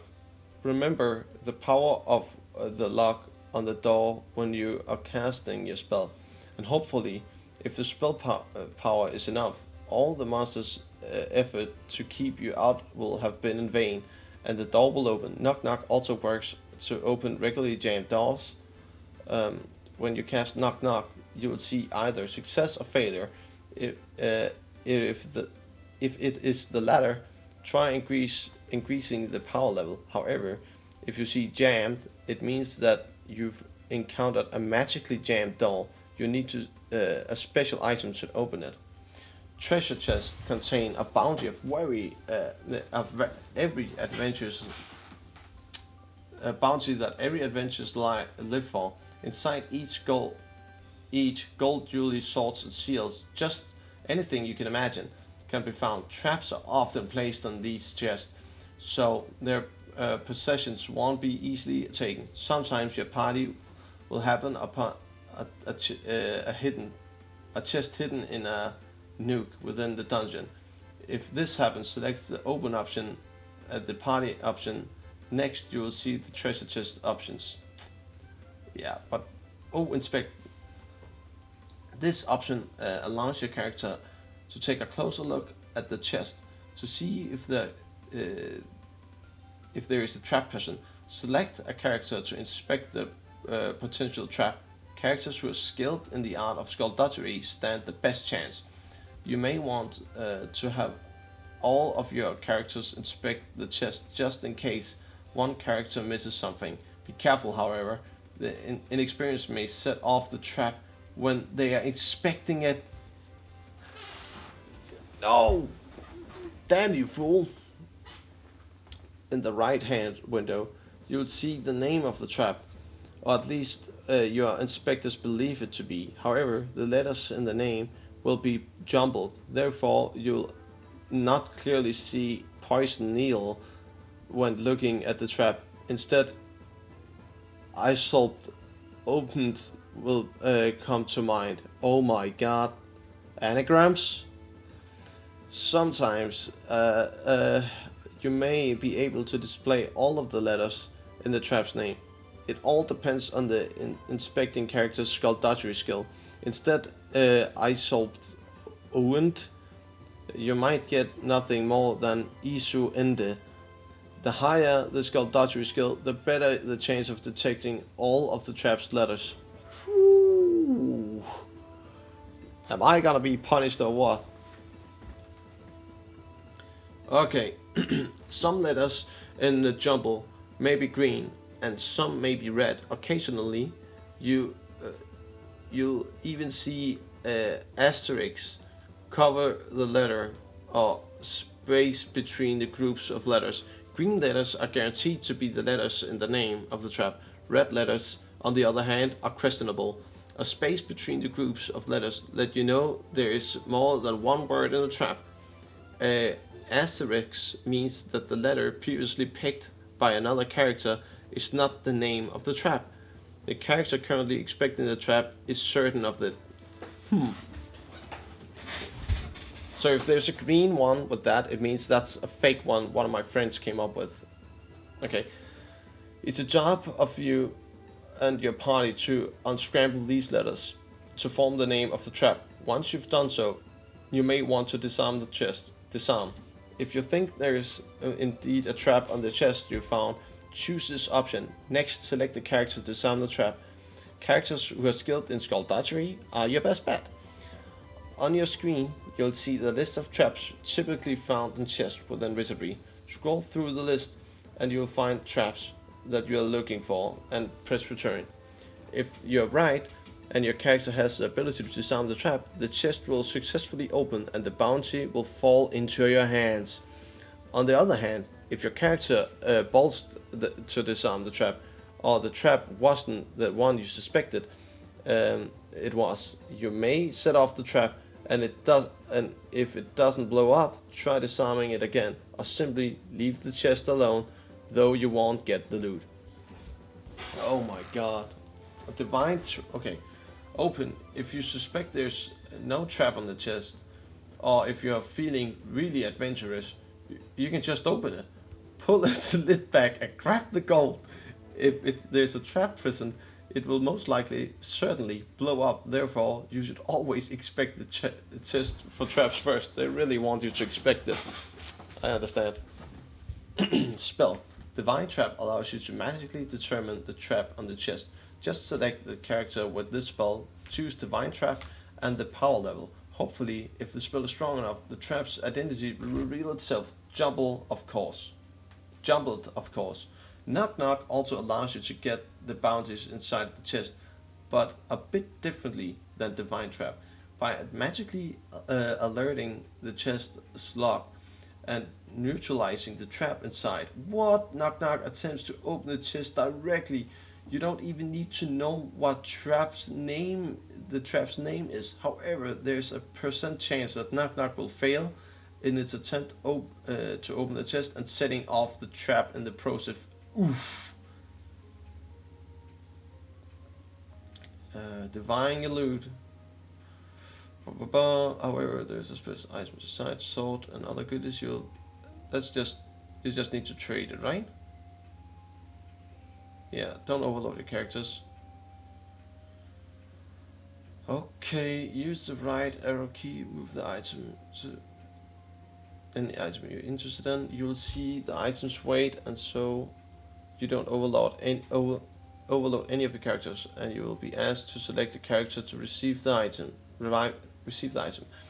If there's more than one item in the chest, simply repeat the process until you have taken all you want. Of course, if you want none of it, or only a part of it, you may select none at any time. Be certain that you've taken all that you wanted though. Once you select none, the devil loot will be terminated immediately and all of the leftover bounces will be gone. What? Boom! The chest is gone. After you have your goodies, you can assign each item and find out its particulars. There are some properties of an item which assay does not reveal. Cast the identifier spell to get the full picture. Caution: always have at least one item slot open in your party in case you find an essential item. Otherwise, you'll have to reset from the save game, unlike other games which allow your characters to blissfully walk away from the item that are essential. Wizardry will force your party to accept an item. While good game players are generally recognized what required of them, Wizardry's safely future means you won't find yourself frustrated at the end of the game without something you desperately need. Okay, you're not alone in this world. Well, before your party wandered here, creatures of all kinds called this location their home. You will find them waiting behind doors or see them lurking around the dark recesses. As you may have anticipated, a meeting between a group of monsters and your party is frequent. Without milk and cookies, however, a combat situation comes with fun and challenge and plenty of it. Who's there? Most of the time, you'll be told that the monsters look like not what they really are. For example, you may encounter an unseen entity, but you won't know where it is. A ghost, a flying bed sheet, or something worse for the matter. Characters who have studied mythology have the best chance to identify the monster's true identity. Cool. The course of action. Combat will proceed in rounds. Each round, both you and the monsters selected a course of action, and the Bane of the Cosmic Force acts as its mediator of action. Combat is over when either side runs away or is totally defeated. Yes, of course. When you come upon a group of monsters bent on stopping your party dead in their tracks, each of your characters will have several options. These options are based on a character's class skill, weapons, and position in the party, so it's likely that each of your character's combat options are slightly different than his or her fighting mates. Alright, here's something about the combat which is pretty essential as well. I've been reading this tutorial for 2 hours soon. Oof. But hey, you can pause if you want to read, go back, whatever, do what you want. I hope this helps. It's helping me, so it will make it more smooth when I'm going into this game. Otherwise, I would just fall flat on my face probably, and it would be real bad. Fight. Let's see. I know to hit. As compared to a swing, the likelihood of your character will hit a monster with his or her weapon. For example, if your character select melee, he or she would essentially swing wildly in hopes of hitting something. Obviously, the odds of to hit are down when you're not really looking where your weapon is going. However, a swing covering a wide arc with direction has a good chance of hitting a monster. To penetrate, as compared to a swing, the likelihood of your character will penetrate the monster's armor after a successful hit has been made. For example, a direct thrust into a monster's leather armor has a better chance of penetrating than a glancing swing has, of course. Damage. Once the blow has successfully hit the monster and penetrated its armor, the damage column compares an actual amount of physical damage inflicted upon the monster. For example, while the odds of to hit a monster are down with a melee type of attack, watch out if you connect. Melee does double the damage. Okay. Thrust -2 to hit, but +1 to penetrate and +1 to damage. Okay. Bash, same. -2 to penetrate, of course, but pretty good damage actually. Melee is just minus to hit and minus to penetrate, but double in damage. Wow. Okay. Lashing. 2 to hit, minus to penetrate, but pretty good damage. Okay. And shoot is quite good as well.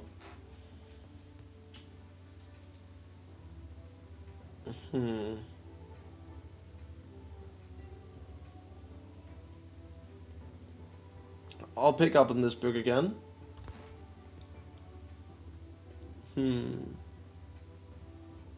Wait. Here's something about parrying. Let's read this. Parry allows your character to take defensive or passive role in combat, but remember there's still quiet involved. The characters may be hit and are under certain under certain circumstances they have to hit back. On the other hand, they may take their chances and rest for a round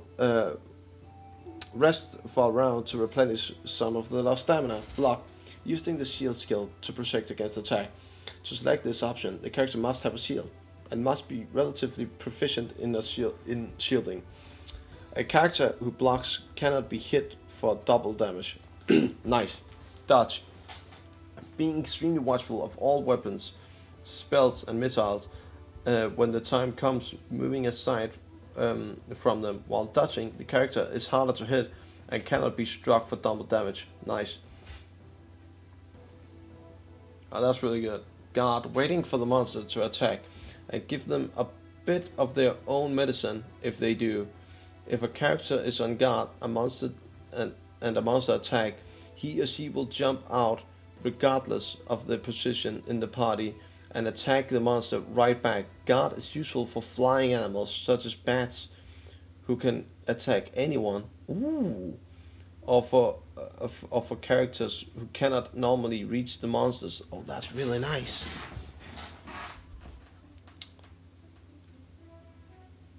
Catching your breath, equip, spell. I think we got that. Okay. Hide. Oof, a dragon.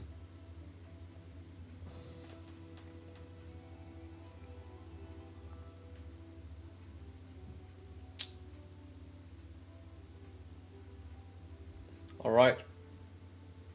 Here we got the melodies. Blindness. A blind character. Let's go up here and read all of them, actually. Yeah. We need to. If we skip it, we are dead, probably. Equip. Smack that in the middle of combat. You discover a terrible mistake. You've accidentally equipped your prized warrior with a toothpick. And it's his primary weapon. Obviously, you'll need to do something to better the situation. Equip a better weapon. Ready a massive missile attack. In a case such as this, select the equip option, just like equip option in the character's review, and then change the equipment, drop equipment, assay items, or take something out, or put something into the swag bag. You may view your character's spells, but you may not cast them. Use spell option instead. Of course, you can also use equip to just review your characters in general. Juggling all over your equipment, especially under pressure, requires extra stamina and leaves the character more prone to monster attacks. Good to know. Spell. You're hoping to heal your characters of a pesky poison, or perhaps you're determined to turn a ferocious giant into a pair of harmless bunny rabbit slippers. Whatever the case, if magic is what you need, then the spell option should be your choice. When you select spell, you'll see your character's complete spellbook. Just choose the spell, its power level, and if necessary, a target. Remember, some spells attack only monsters within a group, while others attack an entire group of or all of the monsters. Of course, you may also use this option to cast healing spells or other more helpful to your party. For complete information on casting spells, go to Magical Spells selection. And use certain items within this world have the power to cast spells or bend the laws of nature in other ways. You may use these items in combat against your opponent or for the benefit of your party by selecting Use option.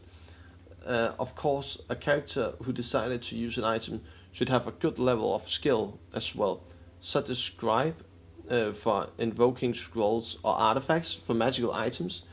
When you opt to use items, an item, a list of possessions will appear. Select the item you wish to use and press return or enter. As combat progresses, the item's magical power will unfold.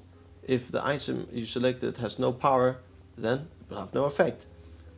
You can't use an item during combat if it's in your swag bag.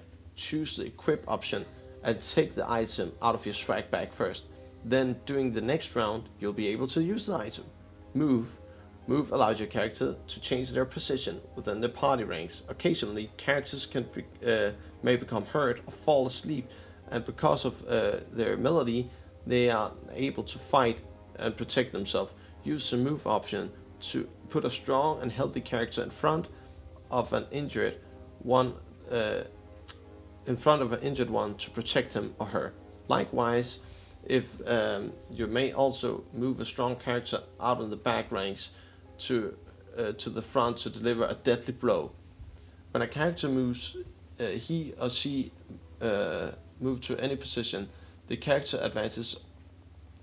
All of the characters behind his or her new position will retreat one rank.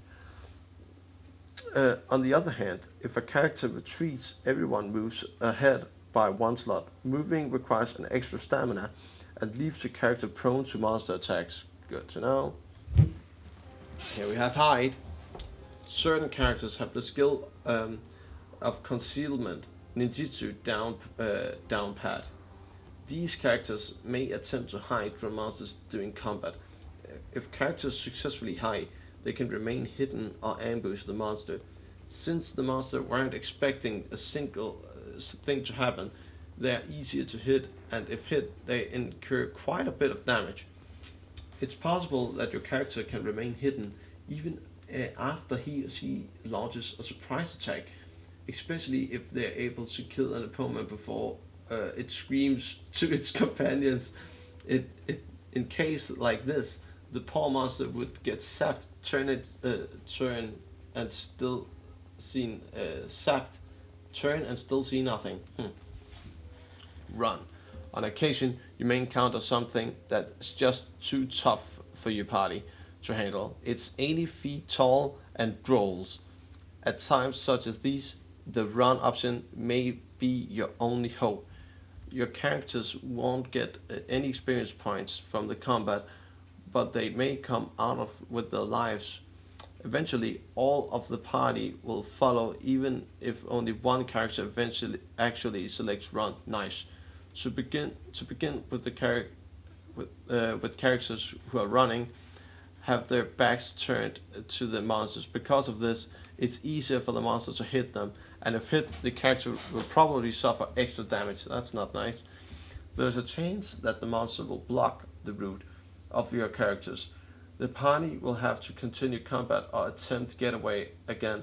Additionally, even if your party successfully escapes, there's a chance that in their haste to get away, they may crash smack dab into another group of monsters.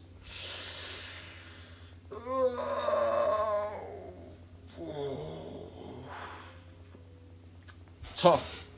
Breathe. Dragons, because of their genetic balance, are able to breathe acid upon their opponents. Selecting these options invoke a dragon's inborn ability to breathe attack. Requires a lot of stamina, so be careful not to exhaust your character. Nice. Cancel and back up. If we need a dragon in the team, then that would be pretty cool.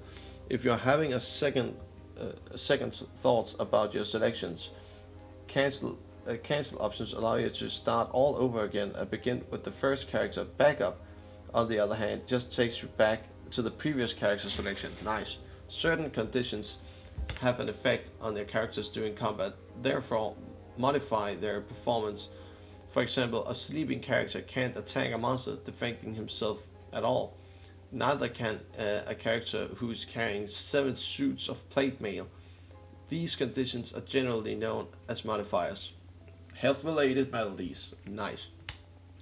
There are several melodies or modifiers which can strike your character at any time. In general, these illnesses have 3 effects that the character will not perform as well.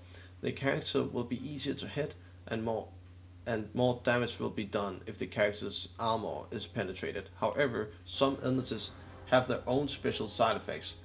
Should you see one of the symbols on your character's icon, now the character has been affected. For most part, however, a good rest or magical spell can cure the ailments.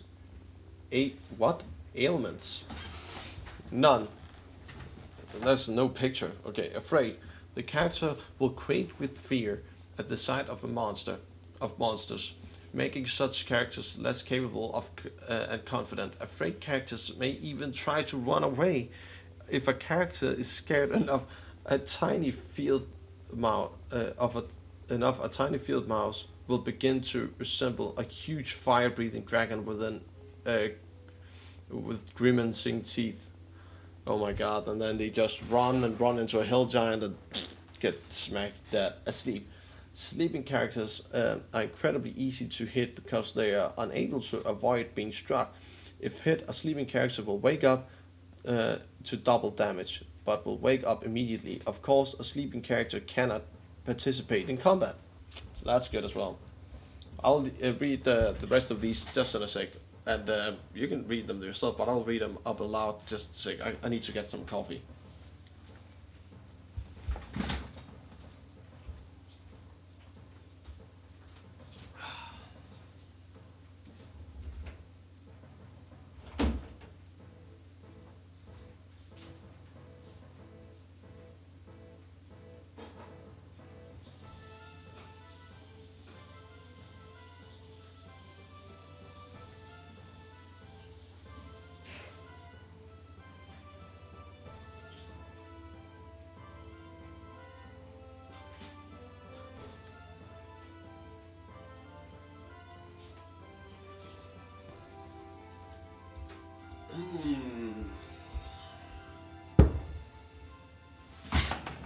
Lovely.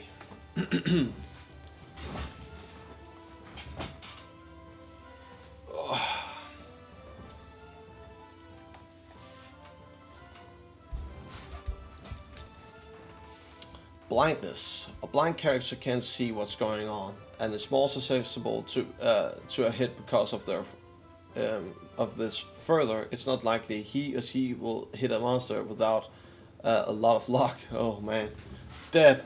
A dead character, exactly that, dead. He or she must be resurrected by magical means. When a character dies, he or she loses a point of vitality. Oh, that's not good.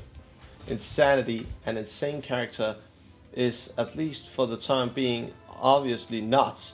For magical reasons, his or her brain has been scrambled like an egg, missing its side order of bacon. You'll have no control whatsoever over the character. Oh my god, that sounds horrible. Irritation, like that scratch you have never seem to reach. Your character will become preoccupied trying to quell an irritating itch. As a result, they won't fight as well. Oh my god. Nausea. There's a chance that nauseated characters may choke and gag and be helpless for the remainder of the round. Should this have happened, the character will be especially easy to target. Oh my god, yes, all of these are just downright bad. Paralyzed, since the character can't move, even to fight, he or she is very easy to hit and can take up to double damage for the attack. However, there's a small chance that the hit might just be enough to jolt the character's system back into action. Might. They can also be hit repeatedly and die. Poisoned. As the poison seeps through the character's bloodstream, he or she becomes sicker and sicker. Eventually, without an antidote or some rest, the character will die. Sometimes poison is so potent resting will not cure quickly enough that the character will die first, thereby making the antidote absolutely necessary. Stoned. Since your character is obviously a statue, he or she can't do anything but stand there and collect bird droppings. Stoned characters are easy to hit, but it's difficult to penetrate their stone. Stoning might be worse than death. Stoned characters lose points of vitality, and when cured of the stone, they may be dead. When you resurrect the dead character, he or she loses yet another point of vitality. Oh my god. We're in for a treat, right? Some characters naturally resistant to certain types of spells. When hit by such spells, the character may fully resist its effects or may take less damage than the rest of the party. Check appendix or character race for complete information on the race's magical resistance. Okay. Statistic bonuses. Surprise attacks. Okay. Depending on the character's statistics, he or she may excel in certain areas when compared to his or her opponent. For example, suppose your intelligence monk is battling a dumb old rat. Thank you. Thanks, Angel. Thanks for the host.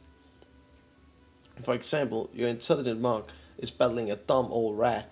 The monk, because of his high intelligence, may be able to outwit the rat in every move. Likewise, characters who are faster and stronger than their opponent may be able to outmove or overpower them. As a monk's case, your character would have an intelligence advantage, thus the upper hand. The rat, on the other hand, would have an intelligence penalty. Thank you so much, Angel. Depending on your character's strength, intelligence, dexterity, and speed as compared to that of the monster you're battling, you may have improved odds or a penalty which somewhat hinders your character's success. Okay, incumbents, we know that. Yes, the Smack Brother. encumbrance affect your character's ability to hit monsters? We know, but how much? 50 to 66 is a minus 5% chance to hit. That's pretty bad. 67 to 75 is minus 10. 76 to 90. Whoa. Wow. Over encumbrance penalties are bad, bad, bad business. Surprise attacks. Your party walks into a room, and over to the side you notice a bunch of rats. Luckily, they don't see you. Now you have a chance to knock their socks off, or whatever rats rare. Before this guy, whoever wrote this book has as bad flat humor as me, and I love it. Before they even know what hit them, occasionally you'll surprise a group of monsters just like this. When you do, the first round of combat is all yours, and since the monsters weren't expecting a sword to smash into the middle of their cheese party, they will be much easier to hit. Of course, monsters can surprise your party too. Life insurance. Just as precaution, before you go waltzing into a potentially loaded monster lair, save your game often. After you have defeated a group of monsters, you may want to save it again. In this way, should something happen to your fabulous six, you can resume play with your party alive, happy and healthy from your save disk. I hope the sound is well still. I had some trouble earlier. Oh my god, it's Captain Bland. Captain Blatt.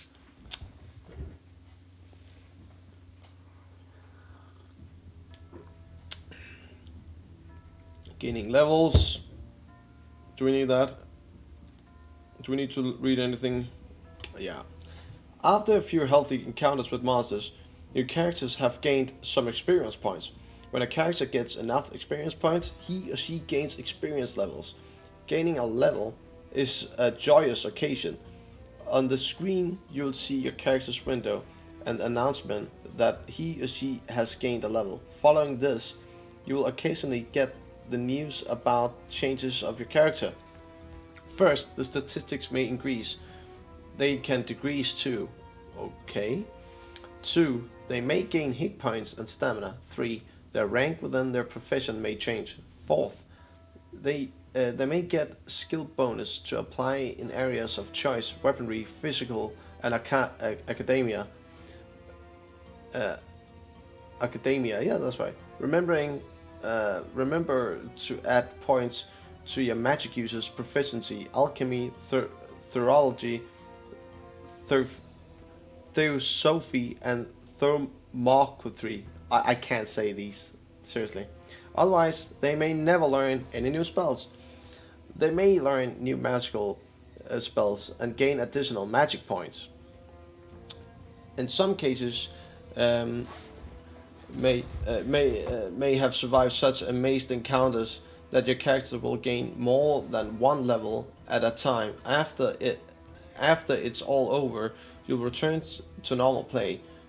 You'll want to save the game after your character gains a level, just in case. Not all creatures within the Bane of Cosmic Forge attack your party. In fact, certain creatures can be very friendly with the party. These creatures are called non-player characters, NPCs, and are just like your player characters. They have their own lives, thoughts, statistics, items, etc. And they also have a great memory. Ah, I remember you, he says, and he looks over your brood. Didn't you steal 100 gold pieces from me last time you were here? Wizardry acting as a game or dungeon master controls the NPC's movements just as you make decisions for your own character. Each NPC relates to your characters individually as a group. While some of your characters may meet with approval, others, because of their personality or mismatch of karma, may not. If an NPC seems less than friendly towards one of your characters, try approaching him or her with another. When you meet an NPC Your characters has several options available to them. Talk. NPCs are typically talkative individuals. Most of them have lived in the world for years and are knowledgeable about its lore, its creatures, and its mysteries. Although there may not be necessarily babble of all of their knowledge, they're willing to share most of it, provided you know what to ask. Here are some suggestions. Who are you? Have you heard any good rumors lately? Ask them about topics they mentioned or seem to be knowledgeable about. Use a proper English noun, verb, or subject, etc. That's what we type in ourselves. If it is a question you're asking, and end the sentence with a question mark. Okay. Oh my god, this game. Like other role playing games, Wizardry can understand the works best with complete English sentence, not just half grounded word fragments. When you select Talk option, you'll be asked to pick a character to talk with the NPC. Entering conversation, you'll see your character's name, type in everything you want. Hello is a good start. When you've finished your conversation, simply type goodbye or bye. Nice to know. Trade. Everyone needs to make a bit of money, and NPCs are no exception. Often, you'll find an NPC holding some sort of mini garage sale. You may buy items he or she has collected, sell items you no longer have a need for. If you are feeling particularly generous, you may give them an item or gold to the NPC, such as heartfelt gifts to an NPC often improves your character's relationship with the creature. The NPC will think of you more highly next time you're around. When you select a trade option in Wizardry, Wizardry will ask you to choose a character to do the bartering. You and your characters will now have four options. Buy, yes, then you buy. When you opt the buy, you will see a list of NPCs available items. Each item along with the general characteristics and price will be shown. Using the arrow key, scroll through the list and select option. You just can't resist if you have enough gold. The deal is complete. On the other hand, if you're short on cash, you may want to use the pool of gold option and get the money you need. Occasionally, the NPC won't sell the character the item. For example, if the NPC doesn't like the character doing the dealing, he may simply refuse to part away with this item of his goods. Further, NPCs won't sell characters an item he or she can't use. This way you won't waste your gold or load your characters down with useless items. Sometimes you may be forced to steal an item you'd like to buy. The only character who can buy the item happens to be the one NPCs can't stand. Oh my god. Oh, that sounds rough. So, if you're a bit short on gold, perhaps you found a suit of plate that you just didn't fit for any of your characters. Try selling it to an NPC. When you select the sell option, you'll be asked which item you wish to sell. Select the item using the arrow keys and press return. If the NPC is interested, a price will be quoted. Sounds good? Then accept the offer. Of course, you can politely decline as well. Like your characters, each NPC have a certain amount of gold to part with, and he or she may not be able to afford all the items you're offering. Additionally, NPCs may decline to buy your items simply because they don't care for the character doing the dealing. Give. When you're feeling generous or sorry for an NPC, you may be compelled to give it an item. On the other hand, if you're facing an NPC who thinks your party is a dungeon slime, you may be able to convince it to look at a group favorably by giving them a few hard-earned gold pieces or a new shiny shield. Remember, however, any NPC will usually keep the objects you give. So be careful not to part with your supercharged laser action sword by accident. Wow. Charm and charm spell, okay. Some spells such as charm and mind read can be particularly useful when encountering an NPC. For example, a good magic user can read what's on the NPC's mind. Another spell allows you to make the NPC think it likes you when it would normally, without such magical influence, attempt to squash your party to bits. To cast a spell, select spell. Blah blah blah. Yes, yes, yes. Use an item like a scroll of charm. Pool. When you're looking to purchase an expensive item, or you're attempting to bribe the NPC beyond all belief, the pool option can be used to transfer all the party's gold to one character. Select pool and designate a character to receive the party's gold. The rest of the party will reluctantly empty their purses, dumping it all on into the lucky recipient's hands. Okay. Steal. So you can't afford that sword? No problem, says the character skilled in legerdemain. Legerdemain, I guess. The art of pickpocket. After you select steal, choose a character to do the pilfering. Delicate steps are taken, and the character attempts to relieve the NPC of some gold or some. If you're lucky, you might get that sword you wanted. Of course, you may not get away with it, in case the NPC will no doubt think less of your group. You tried talking to it, you tried giving it money. Goddess, goodness, you've even handed over your best piece of armor. For what? Nothing. Let's rough him up a bit. Your character suggest,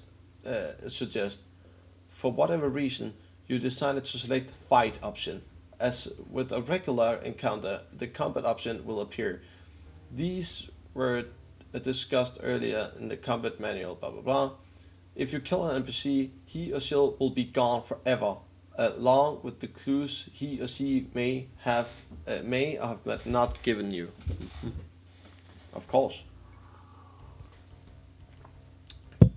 Magical spells. The divine art of spells casting is one of the most time-honored in Wizardry.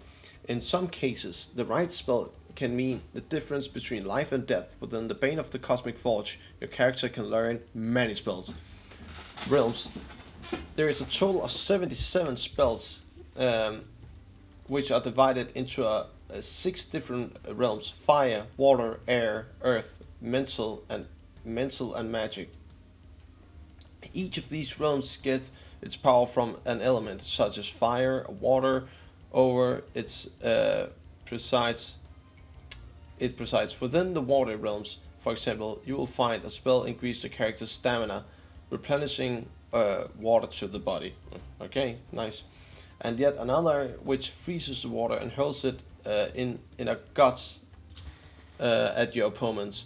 The magic realm will influence tangible elements such as earth, relies on divine and mystical powers. Yes, the spellbook, knock knock, and cost. Okay, here we go. Power levels, spell levels. I need to understand that as well. Each realm is broken down into 7 spell levels. Level 1 earth spells and level 2 earth spells, and so on. Your spellcasters typically learn one level at the time, but may occasionally learn a level 2 spell before learning all of the level 1 spells. In each magic user spellbook, you can see what level of each spell is. Power levels. Each spell has 6 different power levels. The higher the power of level, the more powerful the spell. For damage-oriented and healing spells, the power level spell will affect the amount of damage or healing done. For other spells such as knock knock or direction, the power level of the spell will increase its effectiveness or duration. Cost. For each spell your character learns, he or she will be given a certain amount of spell points, just like in Dungeons and Dragons. Okay. These points, in turn, are used to cast the spells. When your magic user casts a spell, Wizardry first checks to see if he or she has enough spell points available. If so, Wizardry will cast the spell for you. Regardless of the spell, Wizardry will always tell you how much each power level costs. As a spell increases in power levels, it also increases in the cost. For example, if a spell costs 5 points of power level for power level 1, then it would cost 10 points for the power level 2, and so on. Okay. That's really useful information. Effects and effects. Some spells attack only one monster and help one character. Others can encompass all opponents or affect the entire party. In the list of spells which follows, the affected person or groups are listed. Okay. Sometimes monsters may dodge some of all of the effects of a spell. If the spell is a damage spell, the damage might be cut in half or quartered. If it's in an all or nothing type spell, there may be no effect at all. Lastly, just like your characters, some monsters are resistant to certain types of spells. For example, a monster composed by ice is likely wouldn't be heard of a ice ball spell. What in the world is oratory? I don't even know what it means. One of the most important skills of a spellcaster, oratory, is to practice successfully enchanting a spell. A character proficient in oratory can easily sip off a deadly spell. That's nice to know. Mages need that. However, characters with poor oratory or bad luck may backfire a fumble a spell. That's really nasty. When a spell backfires, it attacks the party instead of the monsters. So if you cast magic missiles and fumble its occasion, boom, your characters will be affected just as if the monsters had cast it on you. Shucks. Summon spell. Some spell allow you to summon a monster from another plane to fight for your party. When this happens, you will see a monster's name along with the number above the party information. As long as the planes have not been recently opened, the summoning spell will usually work. However, once you have summoned one group of monsters, you may not summon another group until the first group dies or the encounter is ended. Sometimes an attack originally meant for your characters will strike a summoned group of monsters, saving you the pain, rest and healing spells necessarily to recover. That's really good. Casting spell. There are 6 steps in casting a spells. As you complete each part, you will see the cursor blinking as you indicate the next course of action. Select the spell option. Select the character to cast the spell. Choose the realm which contains the spell you want to cast. Use the arrow keys. Select the spell. Choose the power level. Give the spell a target, a character or a monster group, in an item or door, etc. And to learn more spells, your spellcasters must study and to learn more spells. When your spellcasters gain a level, be sure to add skill points to the area of proficiency. Some classes, such as samurai, are both warriors and spellcasters. Be careful not to neglect their fighting skills in law of spell power. Okay. Fire spells. Oh my god. Energy blast and okay, here we got all the spells. Oh, that's nice.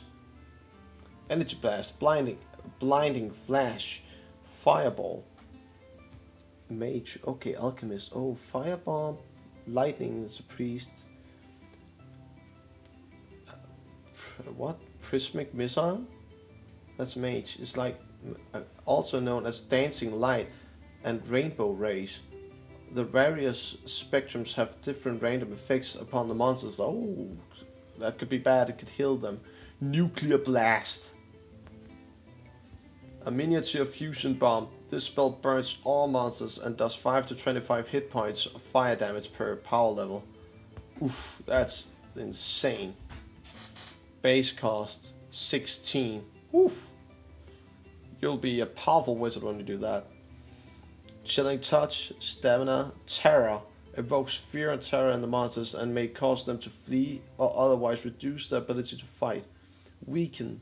Physically drains the monsters, making them more vulnerable to attack and causing them to fight and react poorly. Slow. Okay. Haste. Cure Paralysis. Ice Shield. Ice Ball. Paralysis and Deep Freeze. Attempt to freeze a monster's bodily fluid solid, doing 3 to 30 hit points of severe ice damage per power level. One monster, okay. 4 monsters plus power level. So if you plus power level, it's one more monster. Okay. Group Terror 1 group. Oh, nice. Water spells, air spells, poison, missile shield, stink bomb, air pocket, silence, poison gas, cure poison, whirlwind. Purify air, deadly poison, levitate, toxic vapors, noxious fumes. As what is that? Swallows air around monsters, leave them none to breathe. This music though. Just a sec. This is quite a lot for me right now.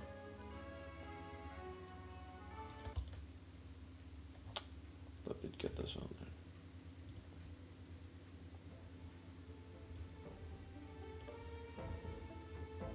there. There you go. Oops. There we go.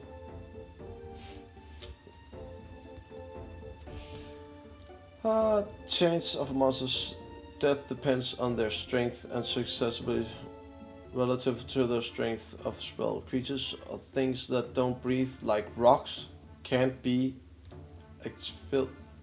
asphyxiated.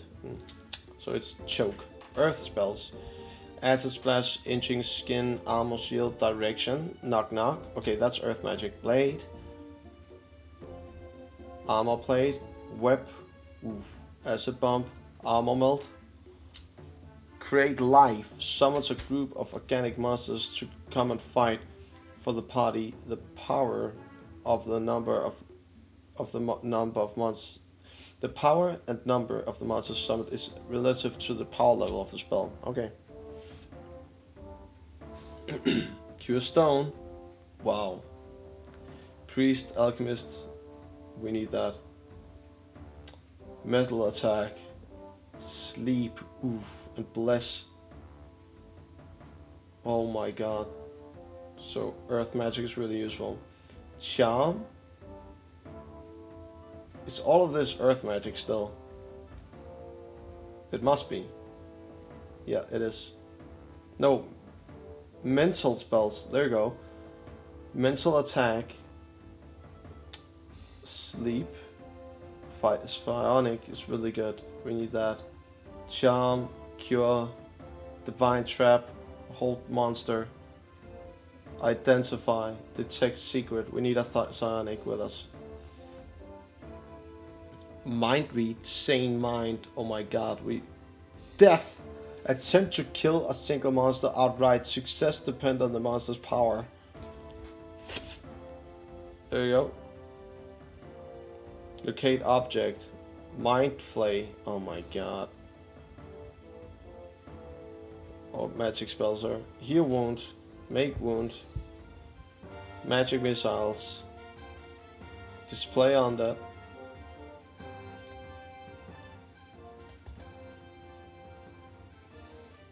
Where was that? Enchant Blade. Blink. Allow the caster to disappear from a brief time during combat. Once the blink is cast, the caster blinks out and will blink in, sometimes during each round of combat. He will always reappear in the same in time to execute his or her normal combat option, such as swinging a sword or casting a spell. Whoa, that would be nice as a samurai with that. So I'll have a samurai that's a psionic. That would be cool. So you can mind read and stuff. That would be really cool. Magic screen.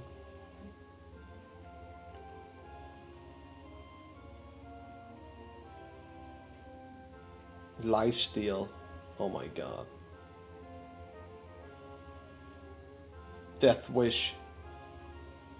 Attempt to kill all monsters outright through sheer magical force. Success depends on the power of the monster and relative to the power level of the spell.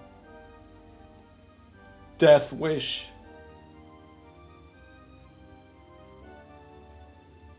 Wow. Alchemist spellbook. Oh, there we go. Oh, and here we have all the races. Within Wizardry, there are 11 races your characters may choose from. Remember, once your characters select a race, it's for good. You can't change it later on. A character's race, for the most part, influenced with profession he or she can enter. Further, most races have their own special resist and abilities. You'll find information about all of the races listed here. Let me make sure that the guys haven't said anything about what? Oh, that's a long time ago. Whoopsie. Okay. Human. Humans are the race that which all others in Wizardry are compared perfectly balanced. Its statistics having no particular strength and no decided weaknesses. The human serves as a stable and dependable creature regardless of the profession a human character eventually enters. Although a human has no neutral resistance, it has no particular shortcomings either. Elves. Oh, wait. With human, we have 9 strength, 8 intelligence, 8 purity, 9 vitality, 9 dexterity, 8 speed, 8 perception, and 0 karma. Okay, everybody has not 0 karma. Elves are smallish creatures with pointy ears and broad smile. They excel at intellectual pursuits, loving not only what they learn, but study that comes with it as well. Armed with these smarts, elves make excellent magic users. Elves are also nimble creatures, moving their small bodies with above average ease and speed. Oh, we need an elf samurai that is using some magic. That would be cool. Oh, and elves has 7 strength, 10 intelligence, 10 purity, 7 vitality, 9 dexterity, 9 speed, 8 in personality. Elves, because of their high intelligence, have a neutral resistance to hypnosis and sleep spells. Oh, that's useful. Oh, that's really good to know. Coming from a long line of forest and cave dwelling folk, dwarves also have a taste for any adventure. They are small beings, but display a remarkable amount of strength. Their hardy stance and high vitality make them neutral for combat-related professions. Also, pious individuals, dwarves make great priests. Okay. They have 11 strength, 6 intelligence, 10 purity, 12 vitality, 7 dexterity, 7 speed, and 7 personality. I think a dwarf law would be nice. So like a hybrid. Nagla, hello there. I am just getting started with Wizardry 6, so I'm teaching myself and others who want the ropes of the game, because I'm new to it and it should be a really rough dungeon crawler. So I'll begin with this later, but I decided to make this tutorial stream, and when I'm done with this I will begin the stream afterwards just for the game. So this video will be on YouTube for everybody to see, so they can learn with me, because there's a lot to learn. I've been reading here for almost 3 hours now. Actually, holy shit, I'm too slow. Get carried away, drinking coffee and just having a good time.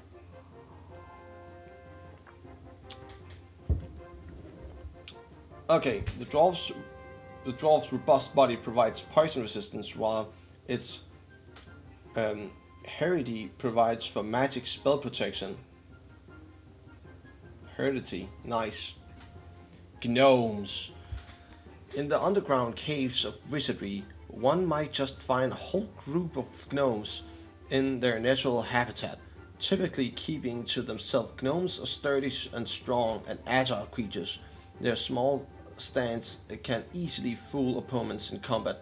Gnomes are also extremely pious individuals who zest for learning, especially spells. It's virtually unequaled by any other race. So they're super duper smart. Yeah, but it seems like a roleplay, a pen and paper. Yes, it is very much like Dungeons and Dragons. It follows like a lot of the traditional Dungeons and Dragons rules. So you can get a recap by watching it at some point when you if you ever want to try it. The gnomes have 10 strength. What? 10 strength? That's pretty impressive. Yes, do not underestimate. They got more strength than the humans and the elves. What? Impressive. Oh, and learning, that's why they have purity. Oh, nice. Oh, that's super cool. Because of their high purity and ancestry, gnomes possess resistance to magic spells. Cool. Fairy. Like, you can be 11 races in this. Okay. The tiniest and most agile race of all in Wizardry. Fairies are delicate and beautiful beings. Their small size and lightning speed give them an neutrally low armor class. Monsters can't hit what they can't see. The fairy is also one of the smartest and friendliest creatures in Wizardry. Although not much of a fighter, the fairy can make an excellent magic user, a thief. The fairy boasts a strength of 5, intelligence of 11, purity of 6, vitality of 6, dexterity of 10, speed of 14, and personality of 12, and a flat karma of 0 like the rest. Resistance. The fairy's long relationship with nature gives them resistance to magical spells. Okay, the Hobbit. Nearly the smallest of all races found within Wizardry, the Hobbit is a dexterous and busy type, able to maneuver its body and especially its fingers in and out of the tightest situations. The Hobbit is also well known as a charming conventionalist, conversationalist, and for its amazing friendliness and hospitality. Hobbits with lesser inclinations frequently use their silver tongues and quick fingers to help themselves to goods and informations. They have 8 strength, 7 intelligence, 6 in purity, 9 in vitality, and 10 dexterity, 7 in speed, 13 personality. Holy shit! And no, it is out of 18. Yes, it is out of 18. That's the max. For reasons unknown, or maybe its go-lucky lifestyle, the Hobbit has resistance to magic spells. Dwarves is alive, my kingdom, my beer, and my gold. Lizardman. The lizardmen is serpentine type creatures whose origins are somewhat uncertain. Although it is human-like, its ability to talk and walk upright. The lizardman is not intelligent or personable. Actually, others tend to avoid him. Its strengths lie in its natural ability to fight and win. Strong, fast, hardy, and with a mind that thinks kill, kill, kill. The lizardman has the potential to be the perfect and extremely talented combatant. It boasts a strength of 12, intelligence of 5, piety of 5, vitality of 14, holy shit-a-roly, dexterity of 8, speed of 10, personality of 3, they hate him. Resistance, a lack of intelligence provides resistance to mental spells, while its skin is resistance to acid. Nice. How much page rules is there, bro? There are 73 pages and we are at 60. We're almost there, people. I didn't actually expect to read the whole thing, but that is what it is now. Drakon, a mixture of blood between the humans and the dragons. Don't ask me how that happened. Created this wondrous race with incredibly unique abilities while remaining private. The Drakon occasionally ventures out and will accompany another group for reasons of its own. It is strong, dexterous, and hardy, and can make a great ranger, thief, or fighter. The Drakon also has a limited ability to breathe acid upon its opponent. That's super duper cool. They boast a strength of 10, intelligence of 7, piety of 6, vitality of 12, that's nice, dexterity of 10, speed of 8, and personality of 6. Resistance. Their own acid gives the Drakon resistance to acid, and their hardiness, heredity resistance to mental spells. Raw wolf. Raw wolves are devoted and healthy, hardy creatures, descending from a race of intelligent bipedal canines. They share their ancestors' caring personality and thick coat, as well as an indication of their speed, strength, and dexterity. The werewolf's desire to learn, coupled with the high piety, also help to become an excellent priest. Funny. Like a dog priest. Good priest, good priest. 8 strength, 6 intelligence, 12 in purity, 10 vitality, 8 dexterity, 8 speed, 10 personality. They got some pretty impressive stats. The werewolf's thick hair provides a great protection to cold. Felper. Like the distant relative, the cat Felper are fast, smart, and personable.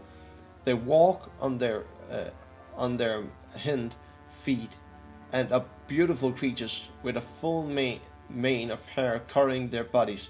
Furples are also intelligent and dexterous. Throughout their evolution, they have relied on their sleek body, styling, and speed more than actually physical strength, and have the ability to move their bodies with grace unknown to virtually any other race. They boast 7 strength, 10 intelligence, that's pretty nice, 7 piety, 7 vitality, 10 dexterity, 12 speed, and 10 personality. That is a superb rogue right there, a thief. The Mook. Look at this guy. What is he? He looks pretty fun. Very magical in nature, the Mook's exact origins are entirely unknown. Those skilled in the Wizardry mythology have gone so far to speculate the Mook may even be of an alien origin. Mook are extremely intelligent and strong creatures, and have personalities sure to charm the likes of most they encounter. They boast skills of 10 in strength, 10 intelligence, 6 in piety, 10 in vitality, 7 dexterity, 7 speed, 9 in personality. Resistance. The Mook's magical nature gives them resistance to magical spells. Its fur provides resistance to cold. That's some good stats. And here we have some character professions, and we're almost done. Let me see. Yep, we're almost done. Appendix B, character professions. Once you have selected your character's race and he or she enters a profession, there are 14 different professions in Wizardry, each with their own ability and skills. At bottom of each profession box, you'll see a profession initial skill selection. There are skills you'll be able to choose from when you're allocating your character's skill bonus points. Some skills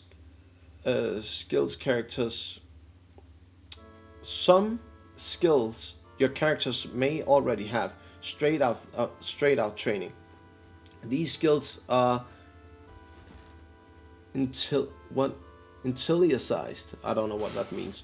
Consider the items of your characters can use when creating your party. Fighters, Valkyries, and Lords are only generic fighting professions with which enable them to use most weapons and armors, including heavy, chain, and plate mail. Most of the other professions are restricted to medium and light armors and limited weaponry. For some, the samurai and ninjas specialized in armor and weaponry. And the mage. Yeah, he's Chewbacca. He looks like a Chewbacca. Aren't they called Wookiees or something like that? I know the Ewoks are the small ones, right? The gnome Chewbacca. Mage. Intelligence 12. That's what you need. Okay. The creators of the powerful mage spells continue to this day to devote a life's work to the study because they practice only mage spells. Mages learn them quicker than any other profession in Wizardry. Mages have poor hit points and they're very limited in the number of armor and weaponry they can use. However, the dedicated spellcasting abilities make them ideal magic users for any party. Skill selection: weaponry, wand, dagger, pole, staff, throw, sling, and bow. That's pretty impressive though. Physical, scout, oratory, I don't know. Academia, artifacts, mythology, scribe, thaumaturgy. Okay. Fighter. We need 12 strength to become a fighter. So if you're below that, that's not gonna happen. So you can make a gnome fighter, you just need to spec 2 points into strength. Or is it 1? No, they had 10 strength. Okay. The general warrior class is one of the most time-honored professions in fantasy role-playing. Fighters generally have high hit points and relish their role as shock troops. They may specialize in wide array of weaponry, skills, and often use talent to dispose of monsters who stand in their way of adventure. Fighters mainly concentrate on these combat skills and hone them to a deadly point. Weaponry is wand, dagger, sword, axe, mace, flail, pole, and staff. Thrown, sling, bow, shield. Okay. And physical, they are scouts. I don't know. And they academia, artifacts, mythology, and scribe. A priest needs 12 in PED and 8 in personality. Long known for their bailing powers. Priests are useful. Bealing powers, I don't know if I say it right. Useful in any party hoping to live for more than 1 day in a dungeon. A dedicated individual priest give all of their attention to the study of the divine priest spell. Their devotion allows them to learn the spells quicker than any other profession within Wizardry. Priests also have fairly high hit points and must use special concentrated weapons. They can wear light armor. Weaponry is mace, flail, pole, and staff, sling, and shield. And physical, scout, oratory, I don't know again what it means. Academia, artifact, mythology, scribe, and theology. Thief. For those who just couldn't resist a good temptation, thievery might just be the perfect career.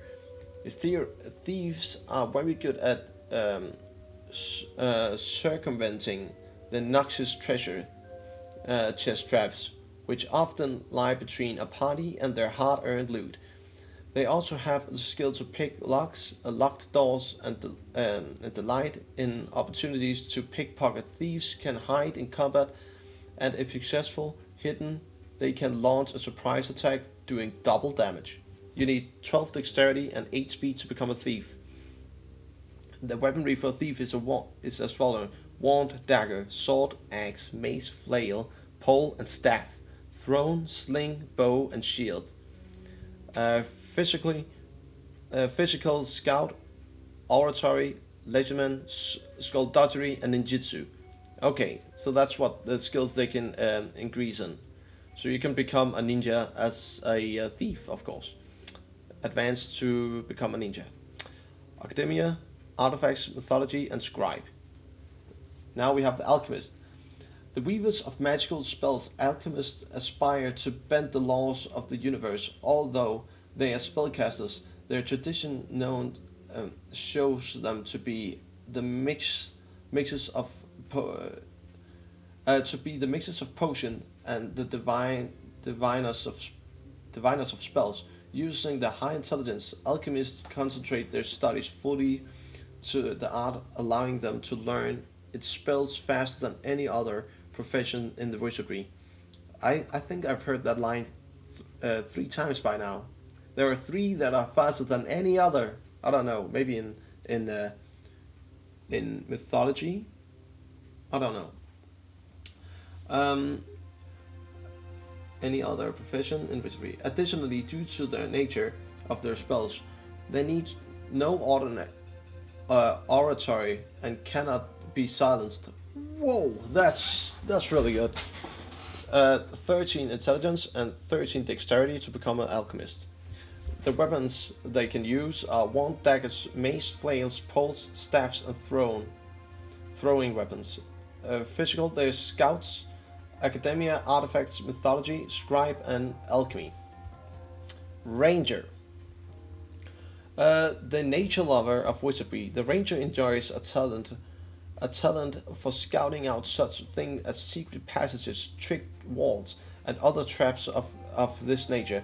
Much like Robin Hood, a classic of this profession, ranger are excellent archers. Around the 3rd level of experience, rangers slowly begin to learn alchemist spells. They have fairly high hit points. You will need 10 strength, 8 intelligence, 8 purity, 11 vitality, 10 dexterity, 8 speed, and 8 personality to become a ranger. These are not the druids you're looking for. Droids. Weaponry. The ranger can use a wand, dagger, sword, axe, mace, flail, pole, and staff, throne, sling, bow, and shield. Whew, that's a mouthful. Physical, scouts. Academia, artifacts, mythology, scribe, and alchemy. Now we have the bard. The silver-tongued adventurer. The bard enjoys a talent for song, entertainment, and conversation. Additionally, their musical talents allow them to play the different instruments found within wizardry, casting a spell with each. Bards also begin to study powerful mage spells around the 3rd level of experience. While not as studied as the thief, bards have been known to pickpockets are true as well. You will need 10 intelligence, 12 dexterity, 8 speed, and 12 in personality to become a bard. The bard's weaponry is wands, daggers, swords, axes, maces, flails, poles, staffs, thrones, throwing weapons, slings, bows, shields. Physical, you will need scout, music, oratory, legiman, and skullduggery to become a bard. Academia, artifacts, mythology, scribe, and thermodry. I can't say. Psionic, finally we find out what this is. Concentrating on the wonders of the mind. Psionics is a magic user who develops mental powers to the level of no other profession can hope to possess. The spells have the ability to alter the minds and read it, and mess with it in general. They are both clairvoyants and the divinators who focus all of their energies on their mental and magical abilities. Through this devotion, psionics learn the mental spells faster than any other profession. You will need 10 strength, 14 intellect, 14 vitality, and 10 personality to become one of these psionics. And now, maybe I'm wrong. Maybe this is some of the stats where when you pick it, you will get bonus upon it. I'm not really sure realty about it. The weaponry is wand, dagger, mace, flail, pole, staff, thrown, and sling. Physical, scout, and oratory. Academia, artifacts, mythology, scribe, and theosophy. Bishop. Extremely intelligent and pious individuals. Bishops devote a major portion of their life, of their time to the ancient studies, pooling the knowledge of the mage and priest. Bishops are well-studied characters who can learn the spells of both counterparts. However, because of the time required to study both spellbooks, bishops learn spells more slowly than the mage or priest. You'll need 15 intelligence, 15 purity, 8 personality to become one of these bishops. Weaponry is mace, flail, pole, staff, sling, and shield. Physical, scout, and oratory. Academia, artifacts, mythology, scribe, theology, thaumaturgy. Again, trying to name it, it's a tongue twister. Valkyrie. A profession open only to female characters. The Valkyrie is a first-rate lance warrior. Her knowledge of weapons is vast and precise. Her spirit for combat is great. She is strong and has the ability to swing her sword with a speed and accuracy admired by all. Around the 3rd level of ability, the priest Valkyrie begins the study of priest spells. However, she doesn't learn them as quickly as the priest. You'll need 10 strength, 11 purity, 11 vitality, 10 dexterity, 11 speed, and 8 personality, and you will have to be female. Otherwise, you cannot become a Valkyrie. The weaponry is wand, dagger, sword, axe, mace, flail, pole, staff, thrown, sling, bow, and shield. Whew. Physical, scout, oratory. Academia, artifact, mythology, scribe, theology. We have the Lord. Both excellent fighters and pious spellcasters, lords are the true Crusader knights of Wizardry. While their combat skills are their primary concern, the Lord's crusade interest in the divine priest spells begins to develop around the 3rd level of experience and helps to provide the party additional healing power. It may need, whether it is inflicting damage or healing it. Lords are great additional to any party. You will need 12 strength, 9 intelligence, 12 purity, 12 in vitality, 9 in dexterity, 9 in speed, and 14 personality to become a lord.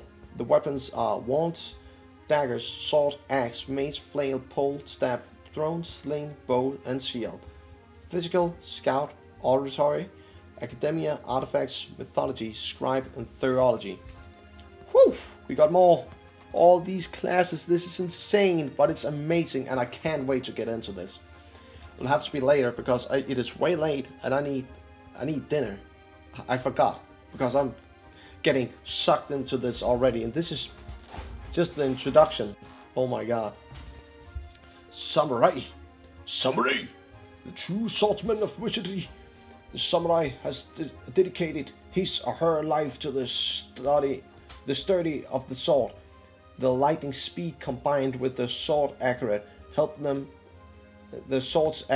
help them to fight their way through most any situation. Samurai can learn the deadly skill of the critical kill unleashing it open their opponents in the heat of battle. The magical abilities learning mage spells develop around the 3rd level of experience. That's super cool. You will need 12 strength, 11 intelligence, 9 vitality, 12 dexterity, 14 speed, and 8 personality to become a samurai. The weaponry is wands, daggers, swords, axes, mace, flail, pole, staff, throne, sling, bow, and shield. Physical, scout, and oratory. And you will also need academia, artifacts, mythology, scribe, thermocracy, and kirinjitsu. Ninja! The ultimate assassin. The ninja is a devout killer with skills and talents admired by all. They commonly fight with their hands and feet, wreaking havoc upon the unlucky opponents. Ninja have also delivered a critical blow. Can also deliver a critical blow to whoever stands in their way. Sharing some of the thief's skills, the ninja is able to hide in combat in hopes of launching a deadly surprise attack. Much later in the career, the ninja begins to learn alchemist spells. Whoa! 12 strength, 10 intelligence, 10 piety, 12 vitality, 12 dexterity, and 12 in speed you will need to become the ninja. The weaponry is wand, dagger, sword, axe, mace, flail, pole, staff, throne, sling, bow, shield, hand, and feet. Physical, scout, legerdemain, skullduggery, and ninjutsu. Academia, artifacts, mythology, scribe, alchemy, and kirinjitsu. And finally, we have the monk. A wandering person in search of inner and outer development. The monk is a talented warrior fighting mostly with hands and feet, who chops this ability with knowledge of self-defense. The monk also possesses keen insight into ways of the mind and begins to learn psionic spells at the 3rd level of experience. The monk is also studied in the body and capable of scouting and critical hit on an opponent. The monk, you will need 13 strength, 8 intelligence, 13 piety, 10 dexterity, 13 speed, 8 personality. Weaponry is wands, daggers, mace, flail, pole, staff, throne, sling, bow, shield, hands, and feet. Physical, scout, and oratory. Academia, artifacts, mythology, scribe, theosophy, and kirinjitsu. Alright, people. I will skim through the rest of the book. If there's anything important, I will let you know what it was. But other than that, I'll end this guide for now. And I'll start the stream later. If my friends come on, we'll play Divine Divinity 2 Original Sin. And otherwise, I will begin on Wizardry 6. So I hope you enjoyed this guide, and I hope you could use it. I know I could. So if I could, I'm pretty sure that you could. Hope so. Enjoy yourself, and thanks for watching if you were, and take care out there. Bye bye.